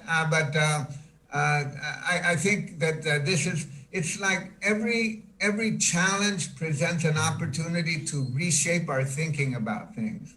And so the economy, healthcare, education, certainly part of this. Even the manner in which we conduct our voting has certainly been reshaped by this. And so that's important. it's important to know that, and I have to say this, that the Guam Election Commission did a great job, did a really great job in responding to this new environment. And it just shows that the creativity and the adaptability of people from Guam can be demonstrated in many different ways. And so, enhorabuena, good work, Maria Pangilinan and the whole crew down there. All right, Senator Will, your thoughts on the voter turnout? Yeah, I agree. As I mentioned earlier, I didn't feel that there were as many people coming out, and obviously the satellite voting opportunities, the earlier voting opportunities, but I don't know, Congressman, if you got the same sentiment, but for me at GW or FBLG, at the early voting opportunities, there was a lot of electricity. And what was interesting, Chris, this is something unique. You would have a mayoral candidate, as an example, from Malesso come to GW. That I just initially it hit me. I didn't understand the logic. Well, the logic is simple. They were anticipating that voters from outside of Manila would come, but they wanted to be able to catch that one or twosies, right? So that was different. And both sides of the avenue were lined up with candidates in the hospitality tents. And then you had the lines backed up with voters. And so it wasn't just Manila voters I would have to suspect that were showing up, and more senators. So what happened, this is interesting. Instead of one general or a primary, you had like 4 general elections in a concentrated area. So that's why today when I saw a lot of the Democrats out, I waved. I didn't stop and say hi to them like I normally would, because I saw them 4 times prior to today. So that's a unique difference in my opinion. It did the early turnout. Thank you to the mayors. So Congressman Underwood highlighted the work of the GEC, but the mayors are out there directing traffic as well. So it was a great community effort. So I guess throughout the campaign trail over the past several months, what stood out for you? What are some of the things that the voters and constituents had expressed to you? Sure. So go ahead, Congressman. No, go ahead. Will. Well, for me, obviously, the modality in which we engage with the electorate is a big change. I had to adapt to the use of Facebook Live, something the incumbent was very strong on early in his political career, and so I adapted that, and it gave me the opportunity to talk to voters in a very authentic way, and not always having some points in front. And so that was unique. I also found, was able to interact in terms of getting feedback from the community about the priorities. My ideas weren't always the highest priorities to a lot of the folks I interact with, right? You're talking about COVID, you're talking about the small businesses out there, and that's where I guess we start to differentiate between Mr. Underwood and myself, but those forums are over, and if there's a runoff, we can highlight them. But the point is there's direct feedback into what it is that people perceive to be their priorities. And then I had to adapt, change out my ground game a little bit. I couldn't do the house to house, so we did a lot of yard signs and we did a lot of fins. So we had a huge fleet that was going in and out of the villages, and I think that was a distinguishing factor for me. For me, it was obviously, we couldn't have meetings, and so we first started out. We had, sort of regular meetings. Then the meetings had to get smaller, and then pretty soon we couldn't have any meetings. And so then we had to go to Zoom meetings, and we had a series of Zoom meetings with various constituencies in which we gathered information, and we had fairly lengthy conversations about what should go into a platform. So that was important. Veterans, small business, health professionals, educators. So that was a very important part of the campaign. The other part of it too is that the use of Facebook and the use of live stream. We experimented with live stream a lot, and we used different formats, and sometimes we use some young people. We thought we'd be hip. We thought we'd do this. We thought we'd try this, but the live streaming was pretty good. The most successful live stream that we did last week, I did 5 live streams, and 4 of them I did by myself, in which I thought I presented really serious ideas and conversations about the nature of leadership and the nature of politics in Washington, D.C. And I did one with Narissa where we sort of kidded each other. And of course, the one with Narissa is the one that everyone wants. So, sometimes there's a little democracy in action in how you use these opportunities. Right. So it has changed, but at the end of the day, it's still people-to-people contact. And even in this format, there's a lot of people-to-people contact. Everyone keeps telling me how to unmute myself here. Well, I had that problem earlier. I tell you, I didn't know I had 8 people listening to me going, unmute. Well, we didn't even know you knew how to use Facebook till this campaign, so congrats on that. Guys, the video, you guys dancing together, camaraderie there, but this is a 3-man race. Was there any point during this campaign where you heard from your mutual opponent and Congressman San Nicolas? I've only heard from him when I've called him out. That's the only time. I had a press conference but never heard from him directly. And of course, I've always, the thing that is missing in this is participation in a debate and in a forum. And that's really where you're able to compare and contrast. And Senator Castro and I have done that a few times. And of course, people can make a decision based partially on that, but without the incumbent's participation, it's not that it just hurts the incumbent; it hurts the nature of public conversation. Public conversation is to have a conversation in public. You're supposed to have, you guys there sitting there are the fourth estate. There's a reason why the freedom of the press is enshrined as one of the basic freedoms in the American form of government, because it is so critical to helping the public understand. It's just like Thomas Jefferson said, if he had a choice between having a government and no press, or a press and no government, he said he'd rather have a press. So it's that exchange, it's that ability to interact. All of that is missing because of the incumbent's decision not to participate in forums, and the incumbent's decision not to engage even you or any other medium in an open way. I mean, that's like having a conversation like we're having now. Senator Will? I don't think I've heard from the delegate since he arrived, but before that, we had a few exchanges on text, but I had the opportunity to meet with his dad and his mom. I think you guys highlighted that last time. So today I saw his father staging at one of the sites there. I think it was in Arahan.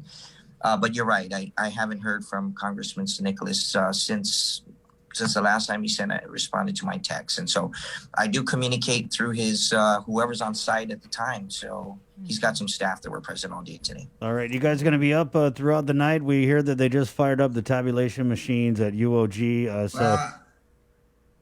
I guess we have to. Right. Yeah. Hey, can I add? So Congressman was talking about Dr. Narissa, right?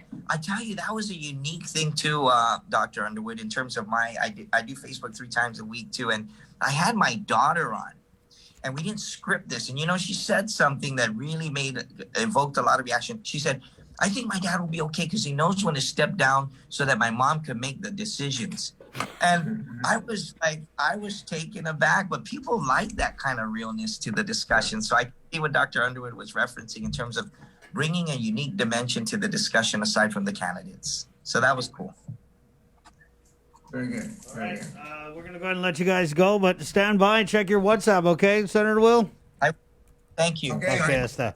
Congressman. Thank you. All right. We'll see you guys in a bit. It's 11:38. Election night, Super Tuesday. Let's go over to the UOG Calvo Fieldhouse where our Adriana Cotero is standing by. Adriana, good evening. What do you got for us? Unmute. Unmuted? Yes, you're unmuted. Go for it. Okay. Hi, guys. Yes, I am here at the field house, and they just fired up the tabulation machines. However, they have been paused right now. I'm not sure if they are certifying results or if they're just double checking to make sure that the new machines are working correctly. However, we do know that they are bringing in 30 precincts at a time into the field house and then processing 10 at a time through the machine. So as soon as we get some results, we'll be sure to update you. But they were just fired up. I'm sure they'll continue to. We know that if you can see back here, a lot of the ballot boxes have already been brought through. And we see the commissioners sitting. I'm just trying to step out if you guys can see, but sitting right here, and they were just brought some of the results that came out of the machine.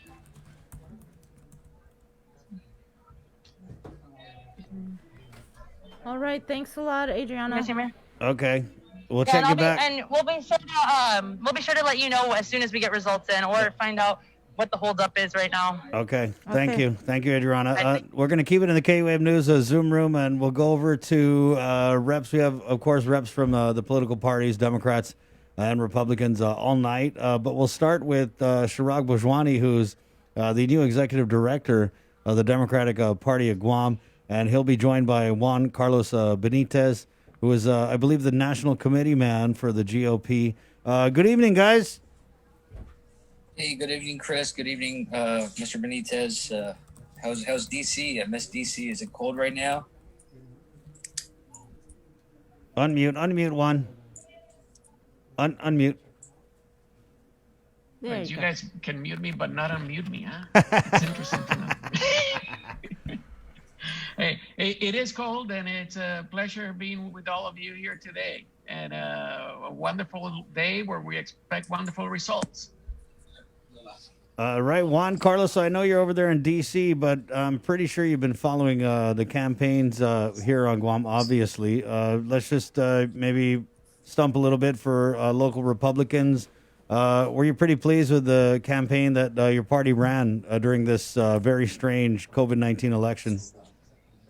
Absolutely. I think we ran a campaign on the need to have check and balances in our government, and the necessity to bring a legislature that does stronger oversight of particularly federal fundings that are coming to the island to address our efforts here locally. So with that, I'm very pleased, and I'm very optimistic. I think Will Castro will overperform to some of the expectations that have been passed out there, and I think we're going to look at a legislature that I feel we're going to take over the majority, and we'll see. I know that our number one pollster in Guam said the opposite, but I tend to be very hopeful that today we'll see change. Chirag, yeah, let's just kind of dovetail off that. We did see an exit poll I don't predicting. think it wasn't necessarily an exit poll because he didn't do an exit poll. Okay. It was more just analysis. Analysis. Yeah. So there you go. That changes things. So this analysis, I guess, about a Democrat majority. Go ahead. I completely respect and understand where Mr. Benitez is coming from, because if I were him, I would do the exact same thing. Trained as a firefighter, you just always hope for the best. You work hard and you hope for the best. So I understand where he's coming from. And again, like I said, I would do exactly just that. But I think our proven track record of Democrats this term kind of speaks volumes on what we have done. For example, we helped small businesses twice by amending the Dave Santos Act. We did it in the beginning of the legislature with Bill 1.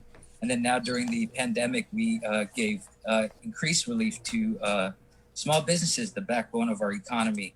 Mind you, small businesses had to bear the burden of the Trump Tax Cuts and Jobs Act, where big businesses got cuts, but they had to make up for it with the Calvo BPT increase. We came up with out-of-the-box solutions for war claims.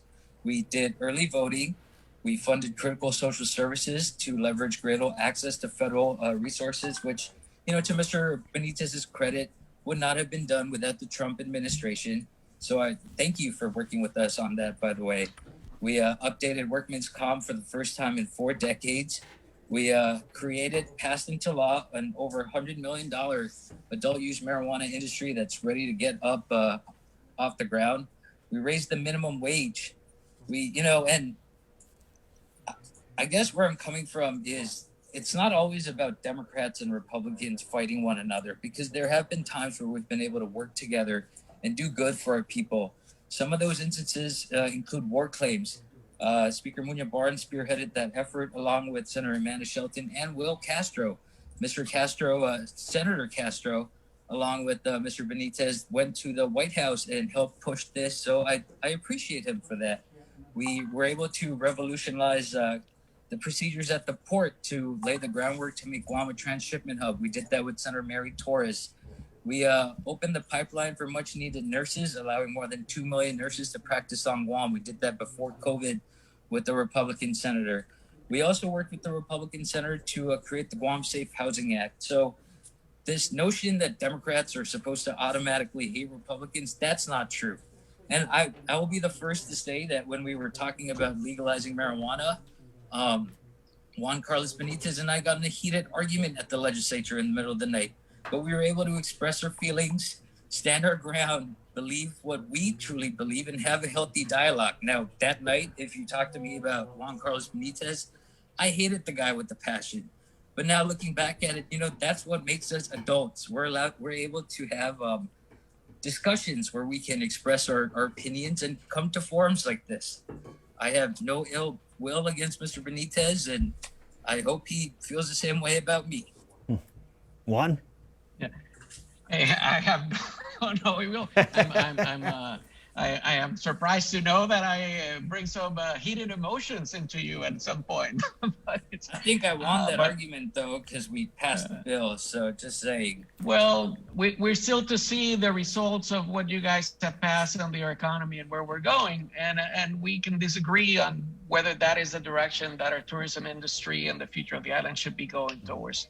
I completely support and I'm okay with medical marijuana, but recreational marijuana is something that I have my own personal opinion with, and it's very strong, and I'm very passionate about it. But it's interesting that you talk about all the things that supposedly we did jointly. I can count in one hand the bills that were sponsored by the Republican senators that actually came down to a vote in this legislature. And it's amazing to hear the legislature trying to take credit for the War Claims Commission and the work that was done. And that one is interesting. I would give more credit to San Nicolas than I would to the local legislature and their lack of action on it, except talk. With regards to the minimum wage, that is something that the chamber expressed their concern, and I expressed my concerns where we're going. It's a great issue on election year. It's not such a great issue when you got to keep a business afloat and want to hire young people into our economy. And we'll see the results of those as we move forward right now. I do applaud small businesses. David Santos Act's getting passed. That's something we were pushing for before and including our platform. We were fine to work with the Democrats when they finally came into the game. And we still think that there's more to be done. Our economy right now is hurting. Our small businesses are suffering immensely through over since March, almost completely closed. And today you're told that you're an indispensable business, and tomorrow you're told you're not. I feel that is a role with the legislature, and the check and balance should have weighted more heavily with the governor and participated as a partner, not just basically as a rubber stamp. So that's my point of view. I'm intrigued to see how the results are coming up. I do think there's a big change in this election, and is the fact that private industry felt so strongly about what was going on that they created a PAC. And for the first time, they endorsed candidates and pushed through in a bipartisan manner. And I'm intrigued if that will result in a turnout the vote from a lot of the private employees that will come out and participate and try to make sure they secure their jobs, not just those that are being done in Gulf Guam. Shirag? Go ahead, Shirag. Since we want to talk about the economy, well, then, I'm more than happy to do so. But maybe if I can ask Mr. Benitez a question, because I am ready to talk about the ideas we've talked about to try to improve the state of our economy. But maybe let's start with Mr. Benitez. What have you done to solve the problems with our economy since COVID started? Other than write me angry press releases, other than that, what have you done to come to the table and propose ideas? Because I have work product that I know Democrats have worked hard to come up with, and we can produce them to you whenever you want, sir. Yeah, the Republican Party and I have always been open to working bipartisanly. We have expressed that in the radio and on the TV repeatedly to the governor and to the legislature. I'm still waiting for the invitation to come for meetings with the legislature so that we can participate in a bipartisan manner in joint efforts. That's still not coming. But you're asking me what we've done. We have worked bipartisan with the congressmen. We have worked bipartisan with the Guam Chamber of Commerce. We've approached the Doctors Association. We've approached some of the other groups to try to figure out what their needs were and where there were concerns with all federal legislation that was being passed and presented.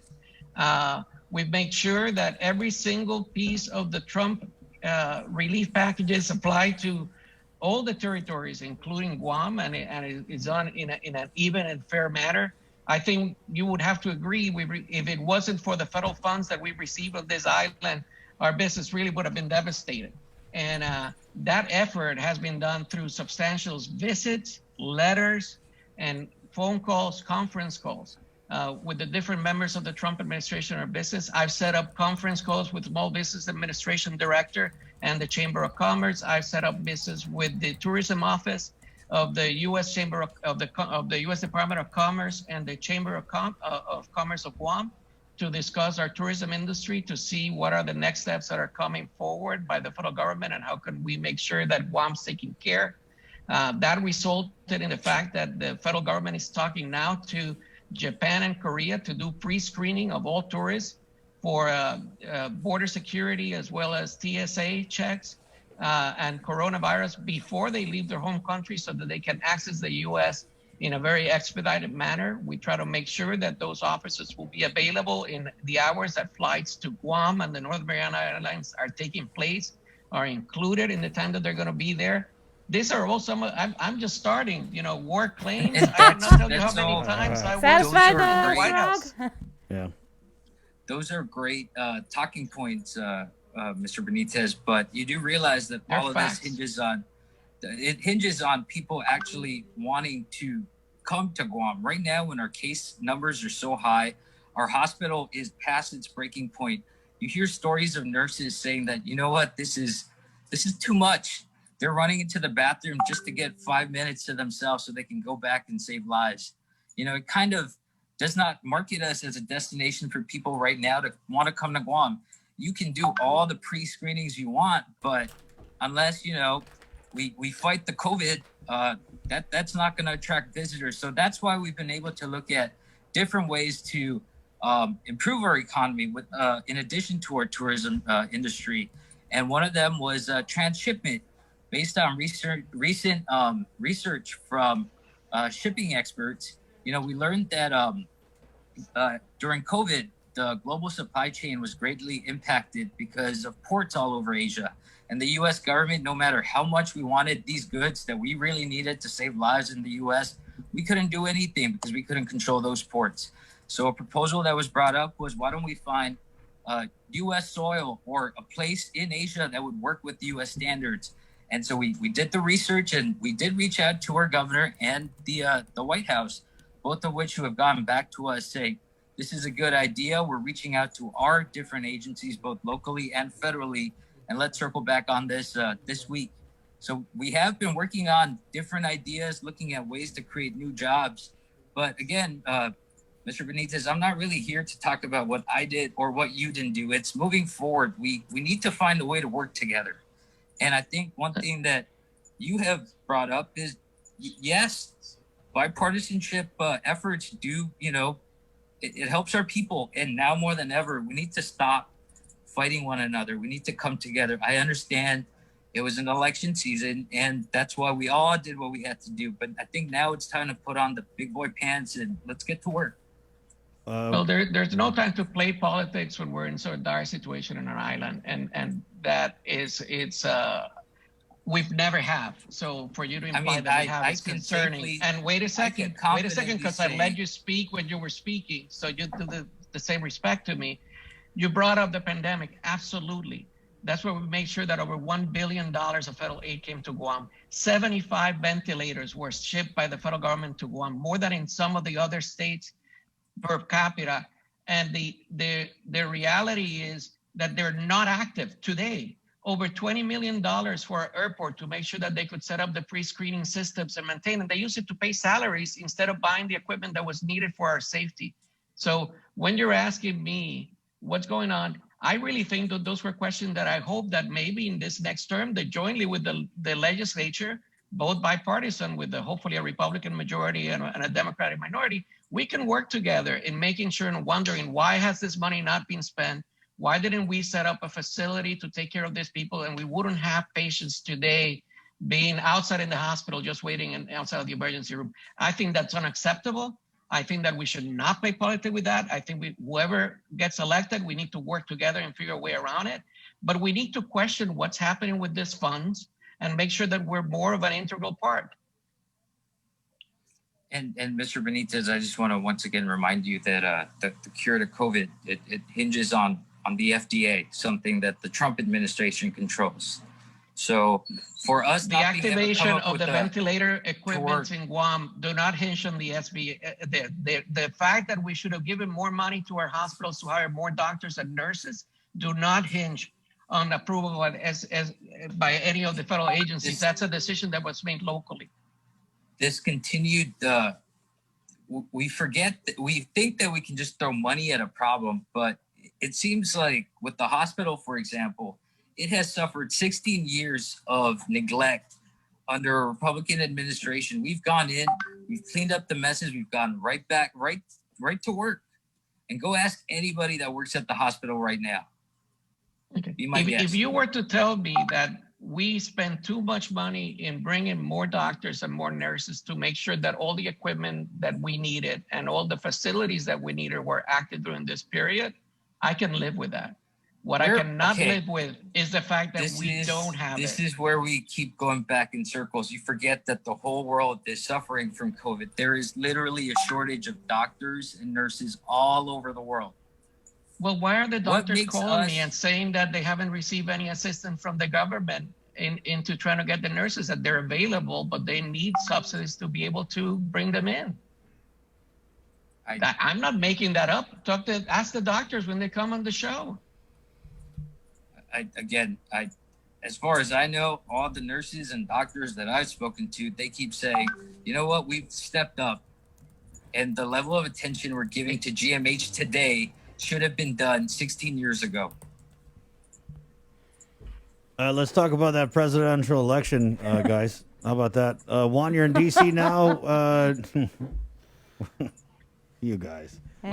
Yeah, what's going on in D.C.? What's the climate like there? Are you barricaded or what? Are they boarding up the White House? No, they did put some railings in the front side of the White House were in front of 16th Street. But it's obvious like President Trump has gotten the momentum and is moving forward. Having said that, a lot of the votes already had come in through early voting. We've seen a surge at the beginning on the Democratic votes on early voting, but then those got eroded to the point that in most states right now it's a 1 or 2% difference. Even Trump leading in a couple of the states. The bulk of the Republican vote is expected to come in today. So that's going to be an interesting and exciting. I think it's going to be a nail biter till the end. My expectation is the key states to look at are going to be Pennsylvania, Arizona, North Carolina. I think Trump is clearly winning Florida. I think he's clearly winning Iowa now. So those are no longer battleground states. So it'll come down to those two states. If we win one of those two, I think President Trump repeats. I'm comfortable. I feel excited about it. Guam has been blessed that we've been invited to participate in the celebrations with the president and his family. So we're gonna be at the Trump Hotel and at the White House during the evening. So Guam's in the house, and that's great. And I wish more of our folks have been able to come over, but due to flight restrictions, that's a lot of them had to stay home. Chirag, presidential election. I mean, so just this morning, I was talking to my sister, who's a reporter in DC, and she was walking to Whole Foods, and everything on the way was just boarded up. And I remember my time living in DC. I was there for the inauguration of the president, and right after the inauguration, I was fortunate that Congresswoman Bardalio extended an invitation for me and a college friend of mine. And right after the inauguration, you saw just people from all over, and I know they were not from DC because I lived there for 7 years, but people from all over the country just creating chaos. Cars were getting broken into, people were just instigating the police. So I think it'd be nice to see leaders, both presidential candidates as well as the Republican Party and the Democrat Party, to just now is not the time for violence. This is the time to take the high road, and we need to do what's right for our country. We should not make comments like stand by and stand proud. Comments like that are just honestly immature beyond belief.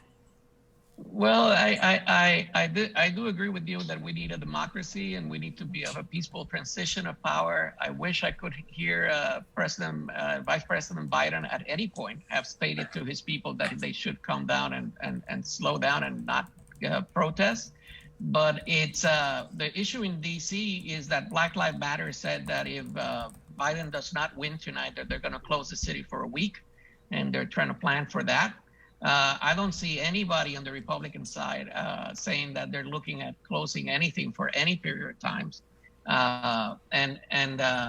we're just gonna see. I don't see any concern locally with or nationally with the Republicans creating any violence actions. I think there's a lot more concern. What will happen Monday, in some of the major President cities Trump if Black Lives supporters Matters drove off a bus. But Joe Biden were not to win. Just this weekend, Trump supporters drove off a bus with of the Biden-Harris campaign in Texas, and instead of say, "Okay, stop it, don't do it," our esteemed president decides to go on Instagram and say, "This is why I love Texas." So you're right. Yeah. Never once did Joe Biden say stop protesting, because we don't do it. We act like adults. Instead, you have a group of people just going out of hand, and you are not only condemning it, but you're also condoning it. You're rewarding it.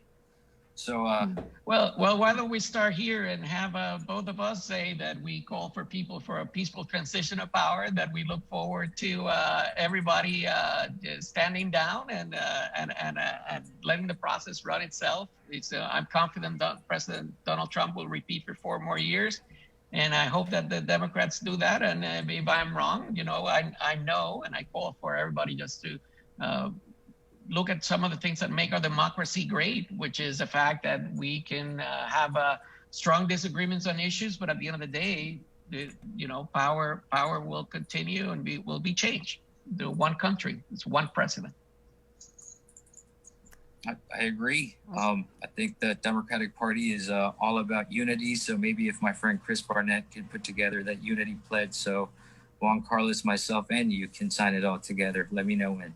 I want no part of this, guys. We're gonna take a break. We're waiting for results, but if you could be on standby, we'll bring you on later on, as we're anticipating a long morning. Yeah.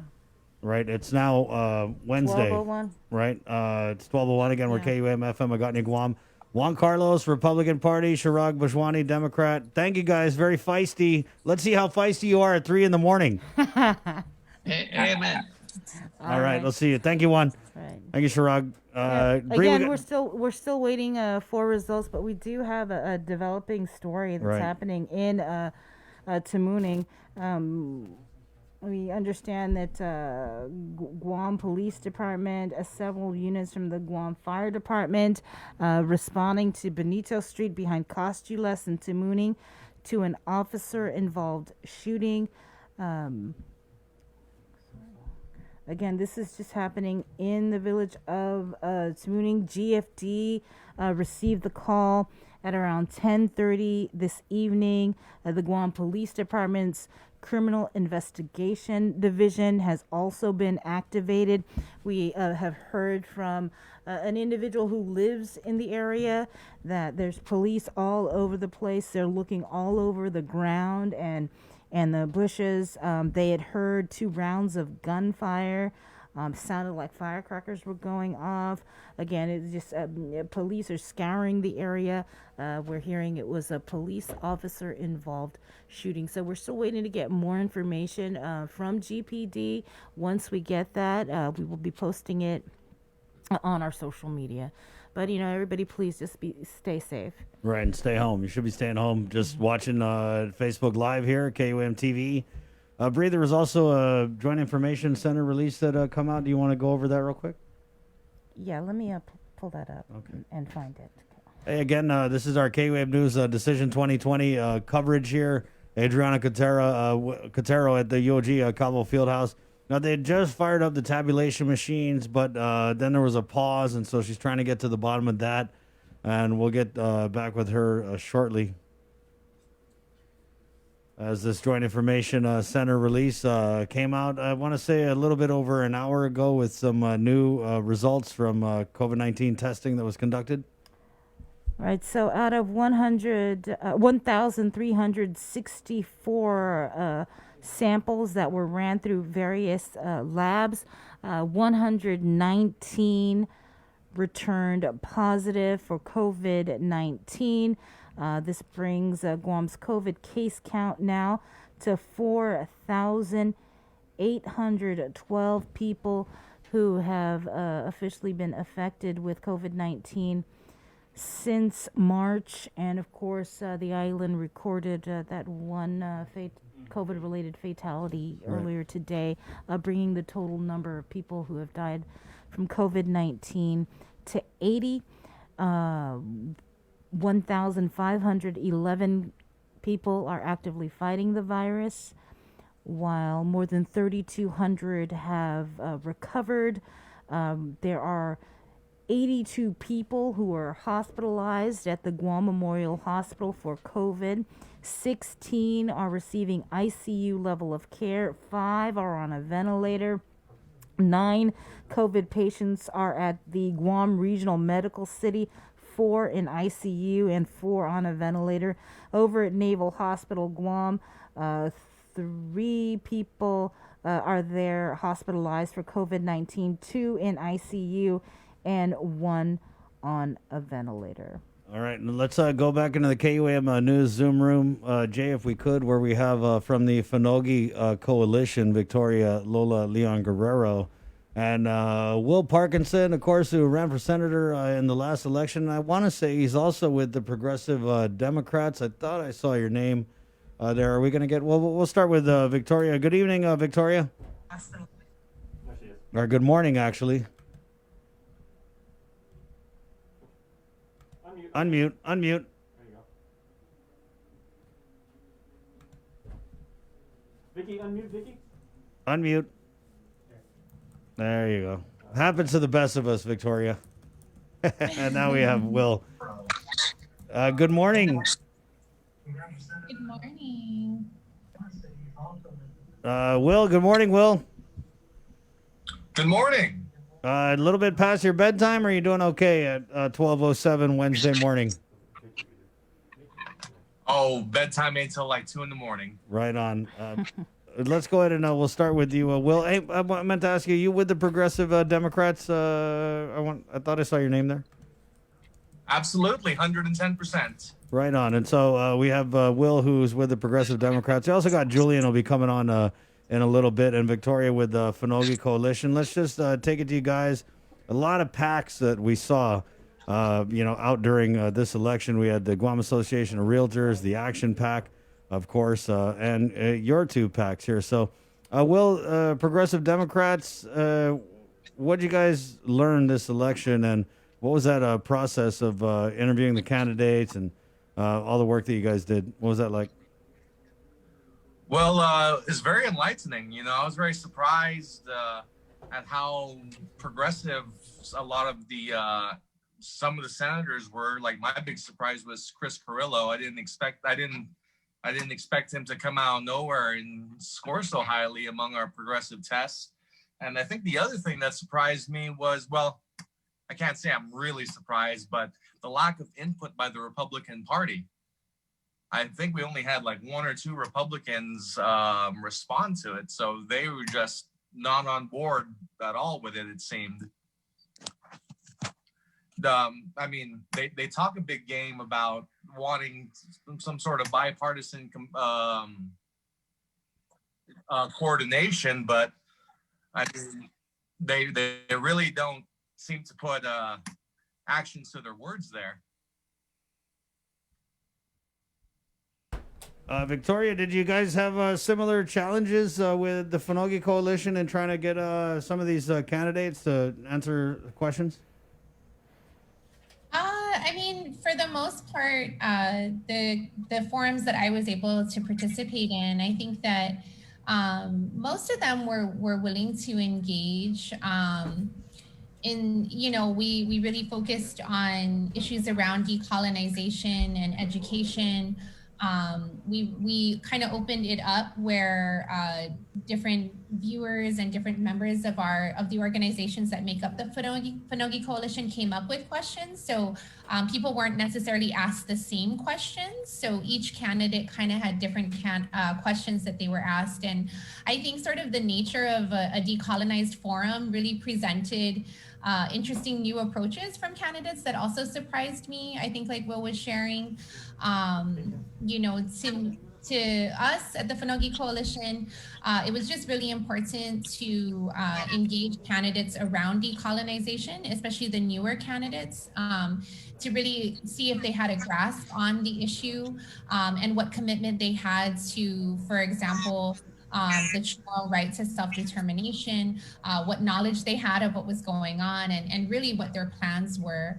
Decolonization isn't just about the vote, right? The plebiscite. It's also about how do we reframe our thinking in terms of how do we begin to act more sovereign and independent in our decisions? How do we begin to explore new economic alternatives for our island? How do we begin to reframe our education system in a way that puts our children at the center of their learning? So a lot of that came up in these conversations.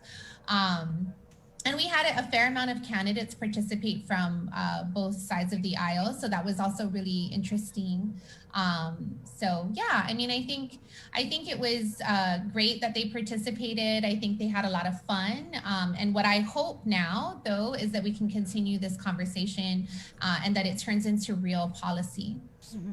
I want to ask we about. still have the unresolved issue of the plebiscite. We don't, with the Supreme Court refusing to hear the appeal, we need some kind of action from our community, whether we turn to the international courts, whether we reframe the law. Like this is something that we need leadership on.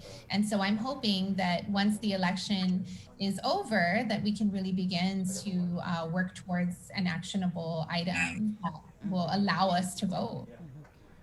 What did you guys see out there at the polling sites today, or even what you heard? So I voted Lesu in the early voting. Mm-hmm. I voted, at that first early voting. Right. So, and I really didn't, participate today because I did do that earlier. But from what I've seen, I think a lot of people, almost everybody that I know voted early and didn't vote today. So I've been listening to you guys talking and the others that have come on earlier. And I think that may contribute to why it seems slower today. But, a lot of my friends and family, we all either went to the early voting Saturdays or actually scheduled or went in. What about you, Will? What did you hear? Or what did you see?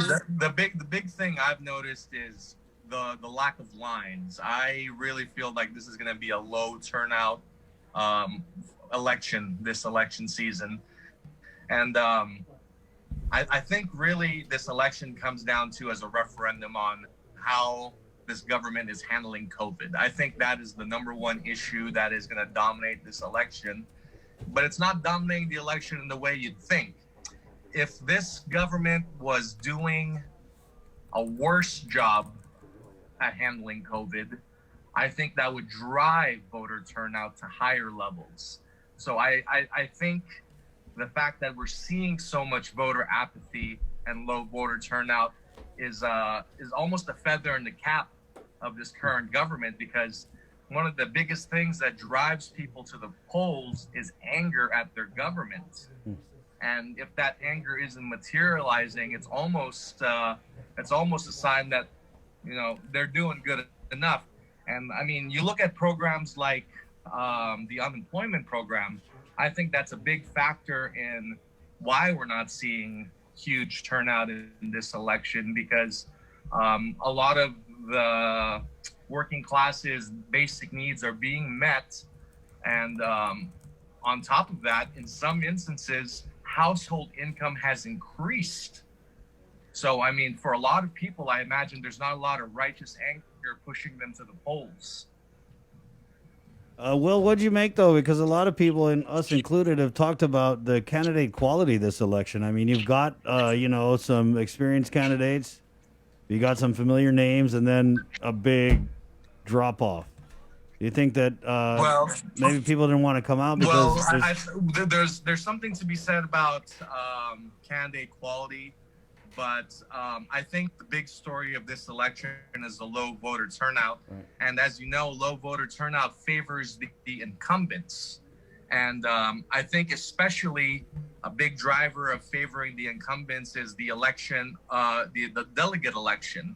I feel like the delegate election is going to have a lot of, is going to reverberate to the lower races. I feel like the fact that Robert Underwood is on the ticket is going to help a lot of the incumbents get back into office. I think it's going to be a big driver of Democratic votes. So, you know, initially I was kind of bearish on the Democrats holding their majority, but I'm starting to come around that they might squeak by with at least an 8-7 majority because of the low voter turnout, right, in conjunction with someone like Robert Underwood driving a lot of Democrats, a lot of the Democratic base to the polls. Victoria?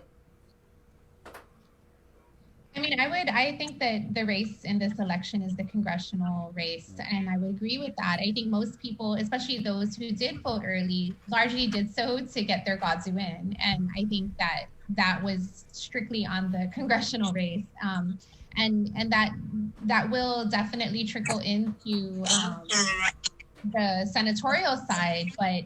For me, I mean, I'm just really curious, you know, how much of a difference the early voting did make. I've never, like, driving just by GCIC, you rarely did see a line of cars. Right. When I voted in Malesu, there was a line. I waited about 40 minutes to vote, which actually was incredible. Like, I echo everybody's sentiments tonight that the Guam Election Commission was tremendous. I voted early in the primary. Of course, it didn't count.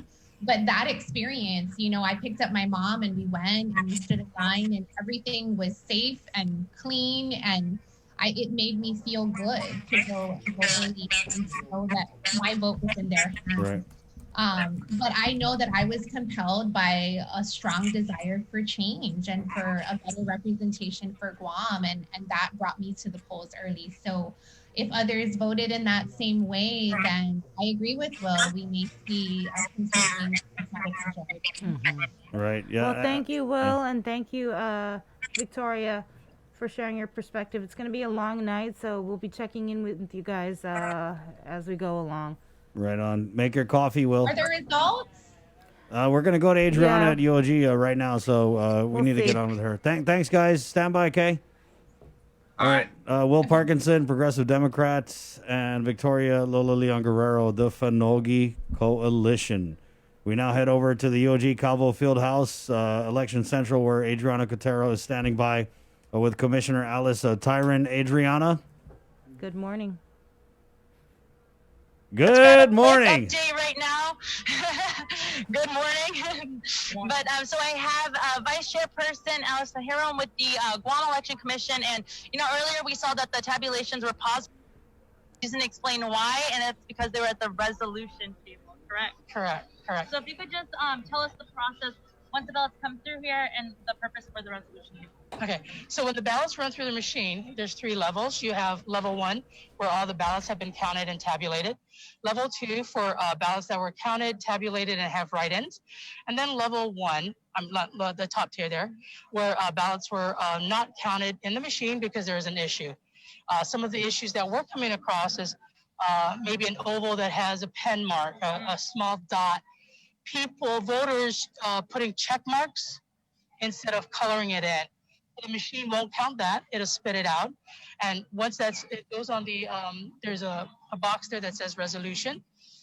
They'll bring those ballots that need to be resolved to the resolution table.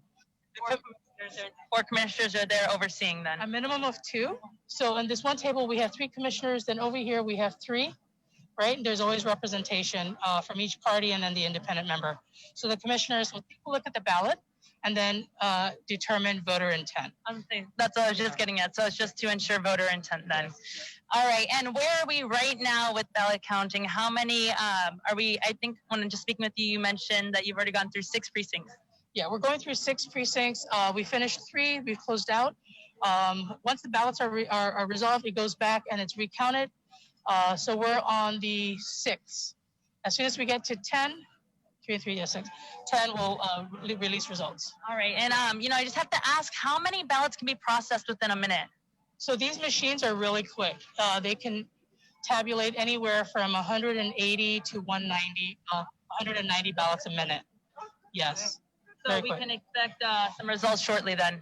Hopefully, yes. What's really delaying results is first, when we have to resolve and ballots have check marks and X's as opposed to filling it in or lines down, it makes it a lot, as you can see.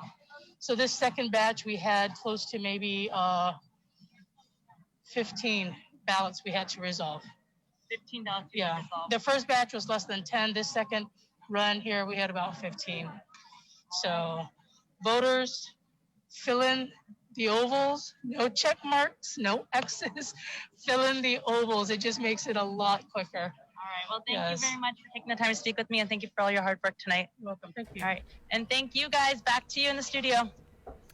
All right. Thank you, Adriana. Thanks, Adriana. As Adriana just said with Alice Tyron, that at least 6 precincts have been ran through the tabulation machines. They're waiting for 4 more, and so once they get 10, they'll be able to provide results for us.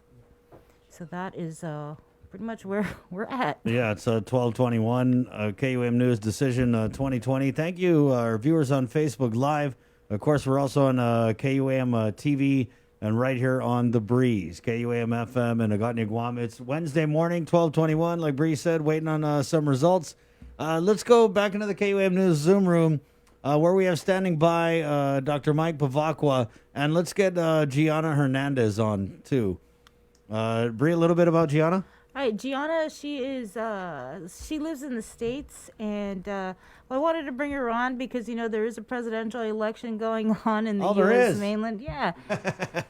And she's actually Mrs. G's granddaughter, and I've actually known Gianna for years since she was a little girl, a very smart, bright, intelligent person, and really involved, I want to say, and well abreast of politics, and particularly the presidential race. So good morning, good evening to you, Gianna. Nice to see you. Hi, how are you guys? We're doing fine.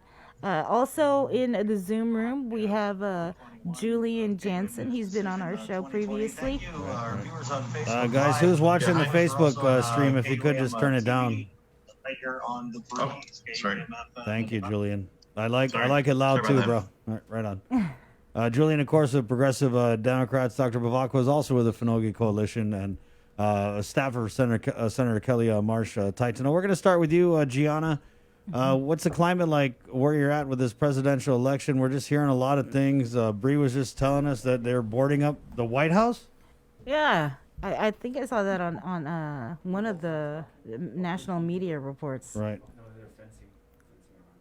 Well, I stay in Los Angeles, California. I live near downtown where everything's being boarded up right now. However, I do work in Westwood, which is right outside of UCLA. And so to get there, I passed through Beverly Hills. And yesterday, they boarded up everything from Chase Banks to Soul Cycle to yogurt bars, and not just the windows, but even a couple feet. Like they were starting to put borders even on the sidewalks, just in case things get really bad. Today is election day. I did mail in my ballot a couple weeks ago, and in California, they have this option where you can track once they receive your ballot and that it's completed and your vote was counted. And so thank God mine was already, so I'm not, rushing to the polls today, but there will be long lines everywhere. And we were warned about traffic and just to be careful about everything going on. Mm-hmm. It's going to be really bad today. Yeah, why? I mean, why? What's going on? Well, on Halloween, Beverly Hills issued a statement saying that you could not be trick-or-treating or gathering in large groups. And if you did, they were to give you a fine. However, in the afternoon on the 31st here in Los Angeles, there was a huge Trump rally and no people were wearing masks, and obviously no one was social distancing.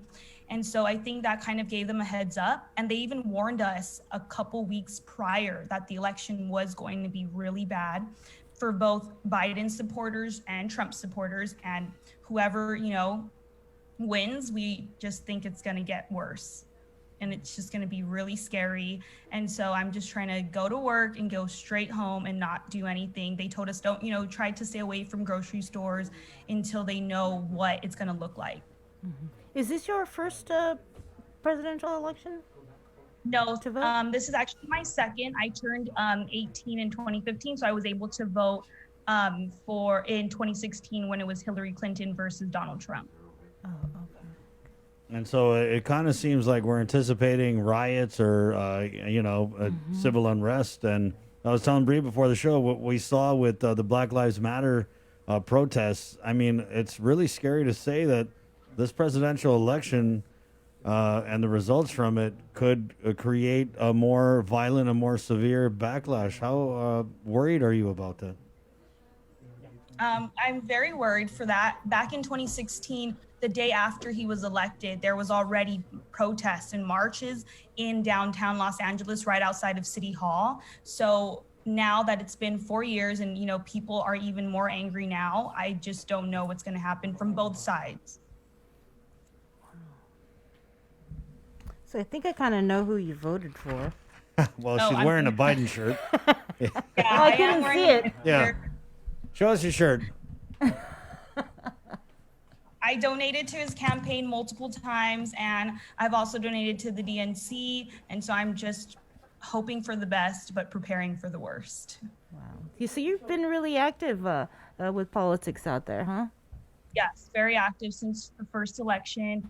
I went to the Women's March, the very first one ever, and I think it just blew my mind away of how many people are, angry that we're moving back in time instead of moving forward.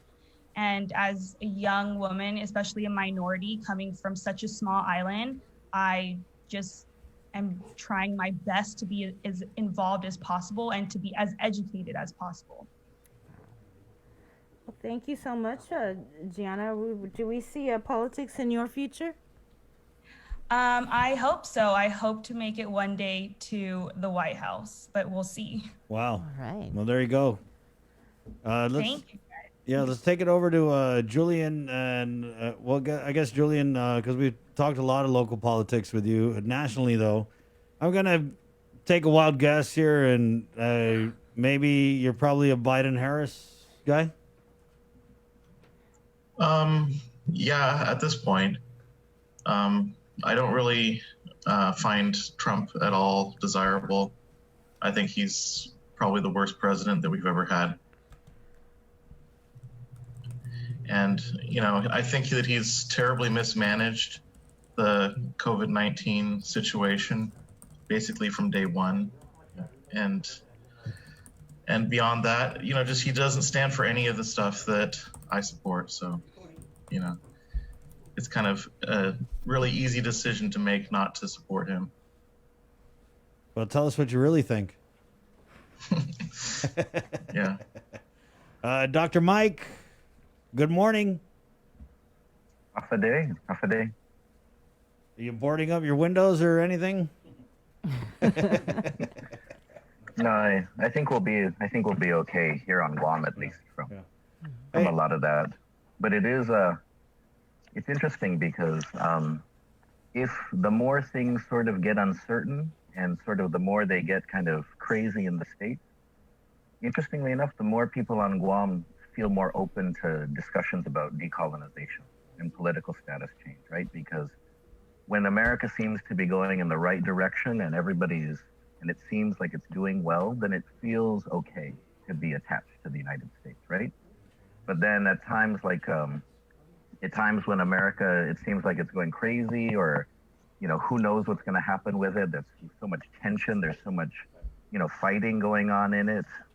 Then people on Guam feel a lot of anxiety because wherever you are in the United States, you could at least say, even if your Godzu doesn't win, you could at least say you voted and you participated. So you have the chance to speak out and try to affect, from your perspective, from your corner of the United States, what happens next. But if you're in a territory, you're stuck. And so Guam could vote 100% for Trump or 100% for Biden, but it's irrelevant. And so, that's why seeing all of the stuff going on in the States, there's this extra. It's interesting because if you pay attention to what goes on in the States from Guam, there's that extra level of anxiety because it's all going to affect you, but you're not a part of it. But then on the other hand, we see a lot of people just completely disengaged. I mean, I heard somebody today who called Joe Biden Jobin because they weren't sure what exactly his name was. And so, because for a lot of people in Guam, that's a very distant sort of conversation. We don't really get to vote in that. So, but yeah, so that's why, I'm curious to see what's happening. I'm waiting for results from the U.S. too. Right. I think New Hampshire reported 26 votes so far. Oh, wow. Who's winning? Mike, let's talk about, did you go around to the polling sites? What did you hear? What did you see? Yeah, I mean, there was definitely, from my perspective, low turnout. Everywhere, when I voted, I voted in Talonpogo, or at Talonpogo. There was absolutely no line. Just went in, voted, and then went out, and then as I followed my Senator Kelly Marsh Taitano, to different precincts, same thing, no long lines. And it was good. It was good to see some of the camps that were out there showing their support, for their candidates, a little bit of normalcy in it. And so I think, I think the low turnout, as others have mentioned, I think it will likely favor incumbents who have sort of the name recognition. And I think that a lot of the newer candidates who were pushed into candidacy because of outrage over sort of like handling of the pandemic, outrage over a lot of different things, it may, and I may be proven wrong, but it may not have pushed a lot of people to the polls. It may have pushed them to comment angrily on Facebook.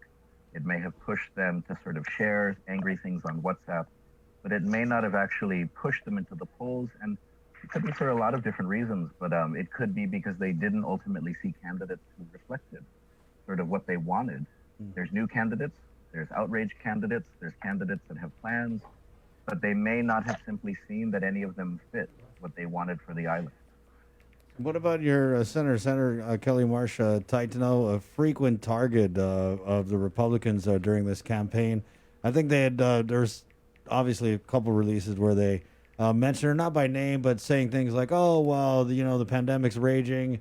Our senators are putting signs up in hiking trails.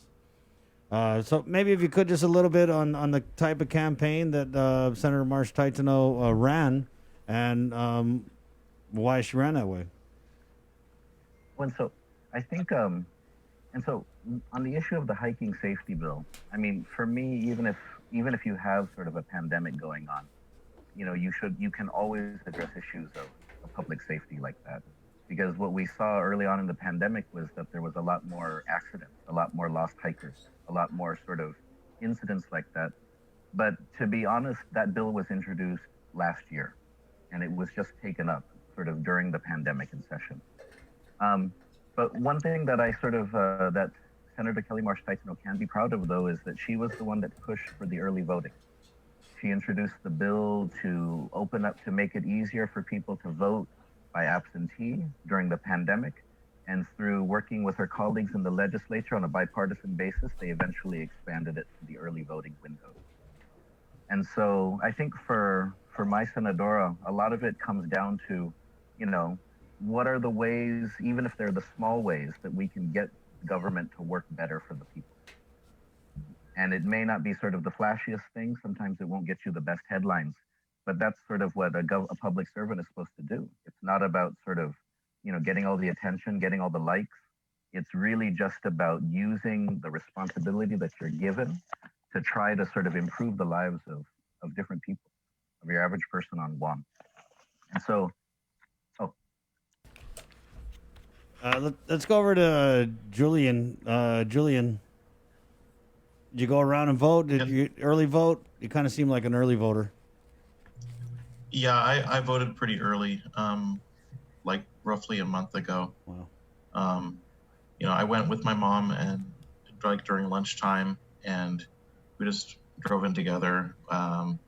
And it took it was over pretty quickly. It was like 10 minutes or something. So that was pretty good. I actually haven't been around today at the different polling sites, you know, because I was working from home. Right. But you know, from what I'm hearing, it seems like the turnout appears to be subdued, which, you know, hardly reflects the sort of grandiose, you know, strange language that's been coming from the Republican Party about how everybody's so up in arms and we have this revolution of people coming out and speaking out and going to change things.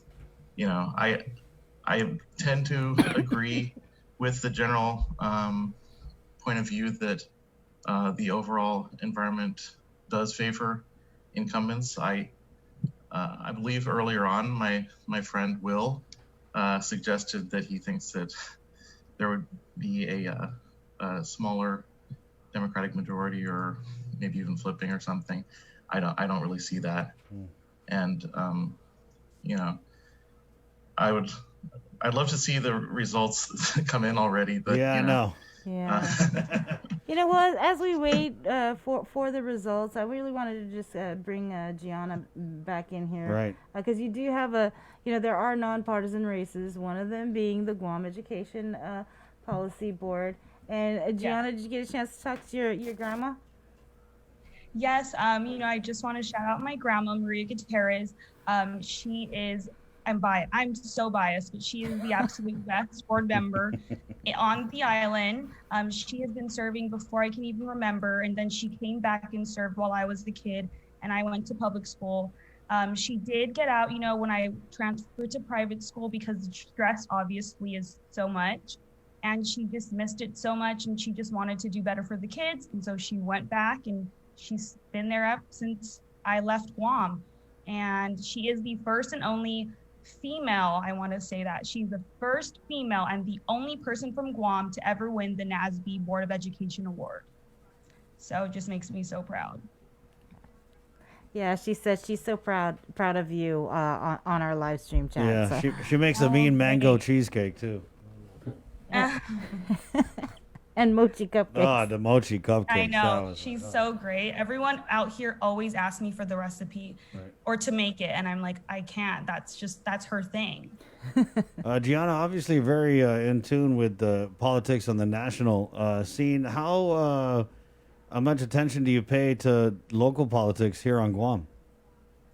Well, I was about fifth grade when I started to get into politics on Guam. I believe it was the election where Underwood Uggin was running against Camacho Cruz. And so that really, interested me. And so since then, I've always paid attention. However, out here, it is very hard, especially with what's been going on. This election out here is just it's so crucial. And so this year, I haven't been paying much, but I do follow all the news networks. And obviously, I follow all the updates, especially with COVID on Guam. But right now, this election between the president and the former vice president is so crucial to me, and I just can't look away. Like, this is all I do. I live, breathe CNN, MSNBC, Fox News, everything. What did you make of those debates? Well, I want to say Kamala Harris did, for me, she did Kamala! amazing. Sorry, I had to. Kamala. She did amazing. She is phenomenal. And, you know, when she said, "I'm speaking, Mr. Vice President," you don't know how many times I have debated my boy classmates on Guam, presidential speeches at my Jose Rios Middle School, where a lot of times I was interrupted by another boy and who was running against me. And it just reminded me that, you know, you guys, we need to listen, and women need to have the same respect as the Vice President of the United States. So you said you started paying attention to politics when Underwood Uggan ran. Did you pay attention at all to the congressional race that's been happening here on Guam this election? And what are your thoughts on it? Well, I was a very advocate supporter of Congresswoman Madeline Bordalio. Going to public school in middle school and in elementary, she was really adamant about always putting the students first. She welcomed me to her office to discuss things that were going on into my elementary school, my middle school. However, this time I am not in favor of Michael Nicholas, but I do know that he is doing great things for Guam. So I'm definitely I'm very interested, and I'm just watching what's happening. Right, yeah, as we all are. Julian? Yeah, hi. Go ahead. Sorry. You used to work for him, huh? Yeah. Yeah, I did. I worked for him from 2013 to September 2019. Wow. Crossing from when he was a senator, so all 3 terms, and then part of his current term as congressman. Right. You know. So you're disgruntled? And disgruntled, I would say disillusioned more than disgruntled. It's a very long process for me to sort of gradually realize exactly who I was working for all those years. And, you know, it was very much an eye-opening experience to see allegations come forward from people that I, or someone that I know and trust. John Paul is a friend of mine and has been, I knew him since like high school. And I know that he's a very honest person, and you know, Mike Nicholas has tried to make it sound like there's some grand conspiracy to like vilify him. And you know, I know what John Paul is about, and I know that he absolutely would never engage in that. You know, so I tend to believe what he says, although I can't corroborate every detail, you know, from my own personal experience, you know, but there are sort of indicators here and there to me that make me suspect that, you know, in addition to the trust that I have in him, that from my own experience, it seems to align with what I observed. Let's talk about this low voter turnout in this congressional race. Who do you think low voter turnout favors out of the 3 candidates for delegate to Washington, D.C.? I think it's very hard to know exactly who it favors. My guess would be that it would favor higher propensity voters. So whoever had the higher propensity voters would benefit from a lower turnout. I would guess that that would favor Robert Underwood, because from my understanding, the demographics that they know about who supports him do indicate that he's viewed favorably from among Chamorros, among you know, elderly Mononco and middle-aged folks who are old enough to remember that he accomplished a lot and realize that he has done a lot for Guam, both as congressman and also as the president of the University of Guam. You see a lot of additional initiatives that have come out from the University of Guam, and it's a lot more. I feel like there's a lot more that's going on at the university because he was president. Because I feel like he was very passionate about issues involving sustainability and environmental issues, and I feel like that he recognized the need to invest in those areas, and that we're now beginning to see some fruit from that. And I understand they also started the engineering program under him, and I think that's a good step forward too. Miguel? Low voter turnout. Who is it favor in this delegate race? It's hard to. I mean, so it's hard to predict. But I would tentatively agree with what Julian said, that if you look at who sort of the demographics would be, so Underwood would have more of the traditional Democratic Party base. Will Castro may have a fairly good chunk of the Republican Party base. And then so Mike San Nicolas really probably draws more from independent-minded voters, people that aren't, because that's who, when you think about Facebook, right? If you think about what sort of brought Donald Trump sort of the Electoral College victory, a lot of it is people that don't normally vote, but sort of were in this sort of Facebook world and they were drawn to vote. And that's why a lot of polls missed them in 2016, is because they were voters that tended not to vote. And so a low turnout most likely hurts the person who has sort of the less voters that are motivated or attached, right? And so we should all know that, and we should all know by now the huge gap between social media and reality, right? Is that just because people curate and manicure their lives online, whether there's a congressperson or an influencer or your best friend on Instagram, right?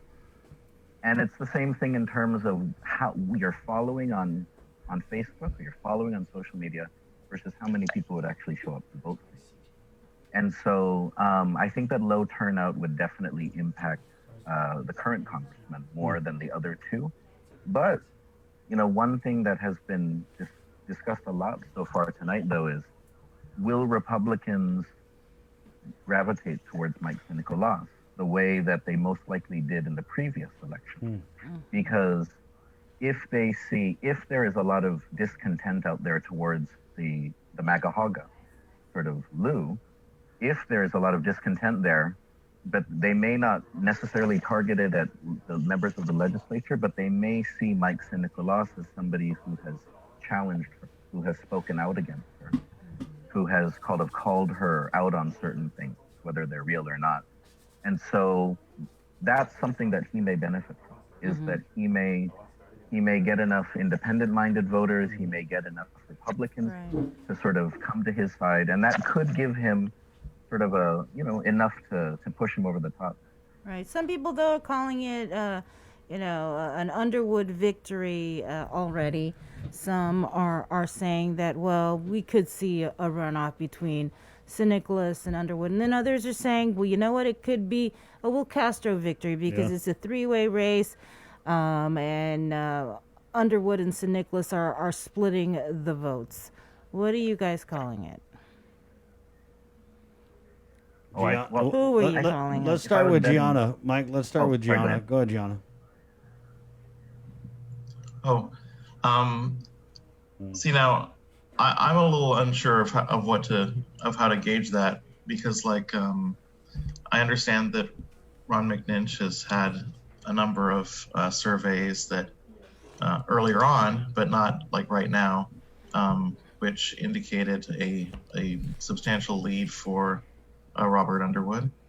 You know, and that would certainly be enough to make you think maybe he could do it. But I'm a little unsure that you can actually pull off a 50% in, or 50% plus one in a 3-man race. So I would tend to think that that's not going to happen, but I could be wrong. And of course, we'll be seeing that probably tonight, but it'll be settled once the votes are tabulated. Right. Yeah, that's the way it works. Gianna, can you unmute? Give us your take. I have been an advocate for Underwood, and I really am hoping he does win this election. However, I do see a lot of younger people, especially on Twitter and on Facebook, going towards Mike Nicholas just because of what he's done and his approach to getting things done. However, Robert Underwood, he's not only a really great dean, was the president of UOG, but I've seen him in action, in public schools when it was Chamorro Month, and he was such a strong advocate, and he also was one of the people who brought Chamorro studies into the public schools. And I just think you can't go wrong from there. And so I'm voting for, if I could vote there, I would vote for Underwood. Mike, let me guess, Underwood. Actually, well, no, I would like to. I would definitely like that, but I think it's a runoff. I think it's going to be a runoff. That would be my guess, just because we don't have a lot of. I mean, this race has been so fascinating because we have seen very little from the incumbent. He's had Facebook posts, but he's actually campaigned very little. I tried to go back, and in more than a year, he didn't really have a public forum or public meeting with the community, like in the longest time. And this is long before he got sick, that just nothing. And so it does make you wonder. So it's hard to tell if his voters are still motivated, because he actually hasn't been engaging outside of just Facebook for the longest time. And so, I would say it's going to be a runoff. So that would be my guess. What do you think if it's let's say, for example, Underwood or even St. Nicholas, maybe they get 49% of the vote. Second place is 10 or more percentage points behind that. Do you think we could see a concession from the losing candidate, or does it depend on who it is? I doubt it. I mean, part of me feels like it's hard to get into the mind of the current delegate, because I don't know if his heart wasn't into it this time around, because he just wasn't. I was tracking his website and tracking his Facebook posts, and he just wasn't really putting a lot of stuff out there for a very long time. And so I don't know if it's the ethics scandals or other things that are kind of grinding down on him, but he seems to be over it. And I mean, I think that might explain the conversation that you had with him the other day too, is that but I don't think that, in the conversation that Underwood had with Will Castro earlier, maybe Will Castro might concede, because he seemed to be setting up for that, just in how magnanimous and gracious he was. That, if the Sina speaks, if the Sina asks, then you should obey. But no, I think that, whoever would be second place, I think they would still want to fight it out. Okay. Well, thank you guys for providing your perspective. We are still waiting for results. Yeah. When we last checked in with Adriana, it was only six. precincts were being ran through the machines, and they're not going to spit out the results until they complete 10. And again, we should Go ahead, Jay, go ahead. we should add a little bit of context about exactly what's going on over at Election Central. Maria Pangilinan, the executive director, has told us numerous times that to comply with social distancing and health and safety guidelines from the CDC, they would normally have a staff of the precinct officials and the various polling center volunteers. There would be roughly about 335 of them on the right side of the curtain that you've seen when we've gone to Adriana, that big black partition, if you will. So normally 335 people would be there, all sitting at these 6-foot picnic tables, very hurriedly preparing the ballots of 67 total Guam voting precincts. Tonight, and assumedly tomorrow morning, to make sure that everybody stays safe, they've cut that staff in half. So there's going to be only of about, what did she say, like 150, 105? Yeah, 350 cut in half. Yeah, so about 150 people only working at a time, and they're only taking 30 voting precincts at a time. So, if you're wondering, why is 6 taking so long? They got half the staff because they're really trying to make sure that everybody's safe and healthy down there. So if you're wondering, and put it into historical context about how fast results come out. This isn't the first time that we've gone past midnight where we haven't seen results. Bree, you and I did the election 4 years ago when we were absolutely blown away. We're like 2 a.m. we were done, and there were only like two batches, and I was like, wow, that's it. And then one time, we didn't get our first result until I want to say like 12:15 at night, and then there was these little tiny batches, and then we had a huge one at like around 4 a.m. But that wasn't 4 years ago. That was more like 8. Was it that long ago? Yeah, because 4 years ago. No, I'm sorry, 2. Maybe it was 4 years ago. I don't know. It's 2 o'clock in the morning. Yeah. Or 1 o'clock in the morning right now. What's interesting to me is that this is almost just because we're hearing so much about this low voter turnout, and we don't have any numbers to back it up with, but it's almost like a fluke election where we could see people getting elected with a ridiculously, or I think that's what we're going to see, a ridiculously low amount of votes. It's sad. I'm really disappointed. Because the lines that we saw in the early voting of the GEC, that's what I kind of expected to see on election day. But this is kind of the effect of the pandemic, right? We're seeing when I do the segment House to Home with Liz and Gina from Remax Diamond Realty, they're saying mortgage interest rates now are at historically low levels because of the market conditions. We may see tonight and tomorrow morning historically low voter turnout rates. As you just said, Chris, percentage of people getting elected by abysmally low numbers and everything like that. So this unprecedented times for sure. Yeah, but what I don't agree with is, and we've had a couple of the Democrats on, is I don't agree with this idea. Especially when we don't have any results yet, that if nobody came out to vote, then everybody's happy with the way everything is, and no one's got any problems because, look, no one came to vote, and they only come out to vote if they're angry. I'd really disagree with that because I think that people do have issues. I just think that there's just a lot of people who, I went to go vote. I voted for 2 candidates. Two candidates. And I pay attention. I interview candidates. So for me, the quality of candidates this election, and this includes a lot of the incumbents for me, it just was really disappointing. It almost seemed like anybody ran. That is exactly what happened. We had people who were like, huh, you're running? And so now we're going to end up happening. I wonder, though, because you guys say low voter turnout favors the incumbents, I wonder if we're going to see some of these people who kind of threw together some big signs win a seat of the legislature with 6,000 votes. And Sabrina has actually asked the question a number of times already on our live stream is, with the voter turnout, what age demographics does that, has that, impact? Is it only that, that myth or that theory that Guam's older community tends to vote because that's what they do. It's a tradition. It's a civil obligation. It's a family tradition. Or is it really true about the Gen Xers and the millennials that maybe they didn't want to get involved, or maybe people were just kind of a little bit paranoid about coronavirus and they're like, I really care about the issues. I really want to see positive change in our community, but I'm sure everybody's doing what they can to keep us safe. I'm just really not sold in Which it. to So me maybe is I'm. kind of crazy, right? If Yeah. it's the Minunquas that are voting, and they're the most vulnerable. Yeah, when they're voting. but they're also And the they're, ones you know- who would really take voting more seriously. Yeah. I think, right?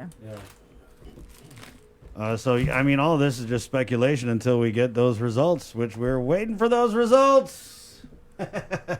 Hey, they said it's gonna be a long night, Earth, Wind, and Fire. Right on. So Yeah, and go ahead, Julian. Thank you again to our guests, Julian, Gianna, and Mike, Dr. Mike. Thank you guys so much. We'll bring in Sean Gumatata back on to close out. Are we closing out the show? yeah, we're closing out the show, but we're still gonna be doing cut-ins throughout the morning. Just as soon as we get results from Adriana, we're gonna pop in and bring them to you. Okay, here so on Facebook and on yeah, KUAM. let me geek out, everybody. Thank So you. okay, so if you're watching us on Facebook, and you know we're so glad that most of you are. There's that little button if you're watching us either on a mobile device or in a desktop web browser. Hit that little, they call it the hamburger icon and everything, and if you say turn notifications on for our page, whenever we go live with the new results, your phone will go off, and we're gonna make sure that you guys know. So if you want a reminder about when we go live, you know, if you want to take a nap in between it, we'll let you know when we have results, and you will know.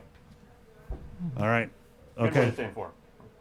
And where are our pops guys gonna be? They're gonna be on TV. Yes, it's gonna be on Okay. TV, and we're also gonna be live here on Facebook. There you go. And of course, going in too. we're just waiting for those results. We got to go though. No, but we can go ahead and do a final interview. You sure? Yeah. Okay. Let's bring on Sean and Phil again here to kind of close out this portion of our live coverage of the election. Guys, I really thought we'd have some numbers to salivate over by now. It's still early. I guess the GEC commissioners know what they're talking about when they're trying to say don't think that this is going to be sewn up at 1 a.m. Right. Definitely not. Or then maybe they should have chosen another name instead of Earth, Wind, and Fire, some other catchier name, because I was hoping for something spectacular, but 1 o'clock we're okay. Yeah. It's I guess par for the course. Jay, you were mentioning how many moons ago it was and getting first results at around 1 a.m. and Right. I mean I can't it might have been the 2000 election, could have been the 2002 election. Yeah, I remember those days very vividly, how we had to wait till very, very, very early in the morning for the first set of results. Yeah. You know what? So Maria had told us that because of the social distancing and everything, they were going to be running or trying to run 10 precincts at a time, but there's nothing, I think, that prevents them from releasing the results that they have run now. And maybe the ballots need to be socially distanced too, bro. That's probably what's happening. Well, yeah, okay, Chris. If I can just add, I actually Sorry, did 1 talk to o'clock some of in the their morning, IT I staff gotta- though, you and gotta- You're throwing zingers, Sean. Okay. well, no, I talked to some of their IT staff, and at least they said some of the initial conversations too were to make this thing as efficient as it can be. They were, at least in theory, when the week started, they said they were going to try and process and get out all the completed precincts as soon as they were done. They weren't going to say, let's wait for a batch of 5, a batch of 10, a batch of 50. They said, if it's Right. good, let's push it out. But they've also got 12,000 early votes. I to run, can right? also understand the thinking of trying to release a batch of 10 if 6 precincts that you tabulate are very small precincts, not all of them are of equal size. Right, it could really bring about a very distorted picture of what this election is looking like. And if they're going to release the very first batch, which is supposed to give everyone who's staying up so late a credible sense of how this election is shaping up, I can understand maybe people wanting to wait until at least we have 10 precincts to try and give that accuracy. Or maybe they should get precincts where there's the mayor's races are unopposed, like Sinahanya, Aganya, so that people aren't so keyed about the results when they come out. So hopefully they're if the ones that are coming out first are races, then everyone that's awake been watching you guys, I'm sure of immediate interest to the results that are going to be coming out from the GEC. Well, guys, if you could, to quote President Trump, what was it? Stand by and wait, no. Wait, we want you to stand back and stand by. I think it's Stand down and back and stand. stand by. Yeah, stand by. Right. Just hold on, Fen. Okay, guys. We'll check in with you guys a little later. Hopefully, we can get some results soon. Okay, thank you. Yeah, hopefully, I'm still awake. Right on. Well, you can have some of our virtual coffee at Starbucks. My mom shipped it from Yeah, I'm Kansas. trying to stay awake, man. Trying. Got it. Okay. Thank you. Okay. So my WhatsApp's blowing up. One of my friends says, you only need 2 precincts to determine a Guam election. Guys, so we're gonna sign off. Yeah, we're gonna sign off here on TV, and then once we get results, we'll pop back in on TV and on Facebook Live. So we thank you guys so much. Just a reminder that there is a developing story. There was a shooting in Tamuning around 10:30 tonight. It's an officer-involved shooting. The CID was activated. We're still waiting for more information from the Guam Police Department. We hope everything is okay, but once we get that info, we will pass that along. Also, there were 119 new positive cases out of the samples that were ran today. Okay. It's 1:04 Wednesday morning, November 4th. Guys, just to run through our programming, of course, we're going to be popping in as soon as we get results. We're going to try and do that every hour. And then we're also doing the link tomorrow, or today. Wow. Yeah, this morning in a little bit.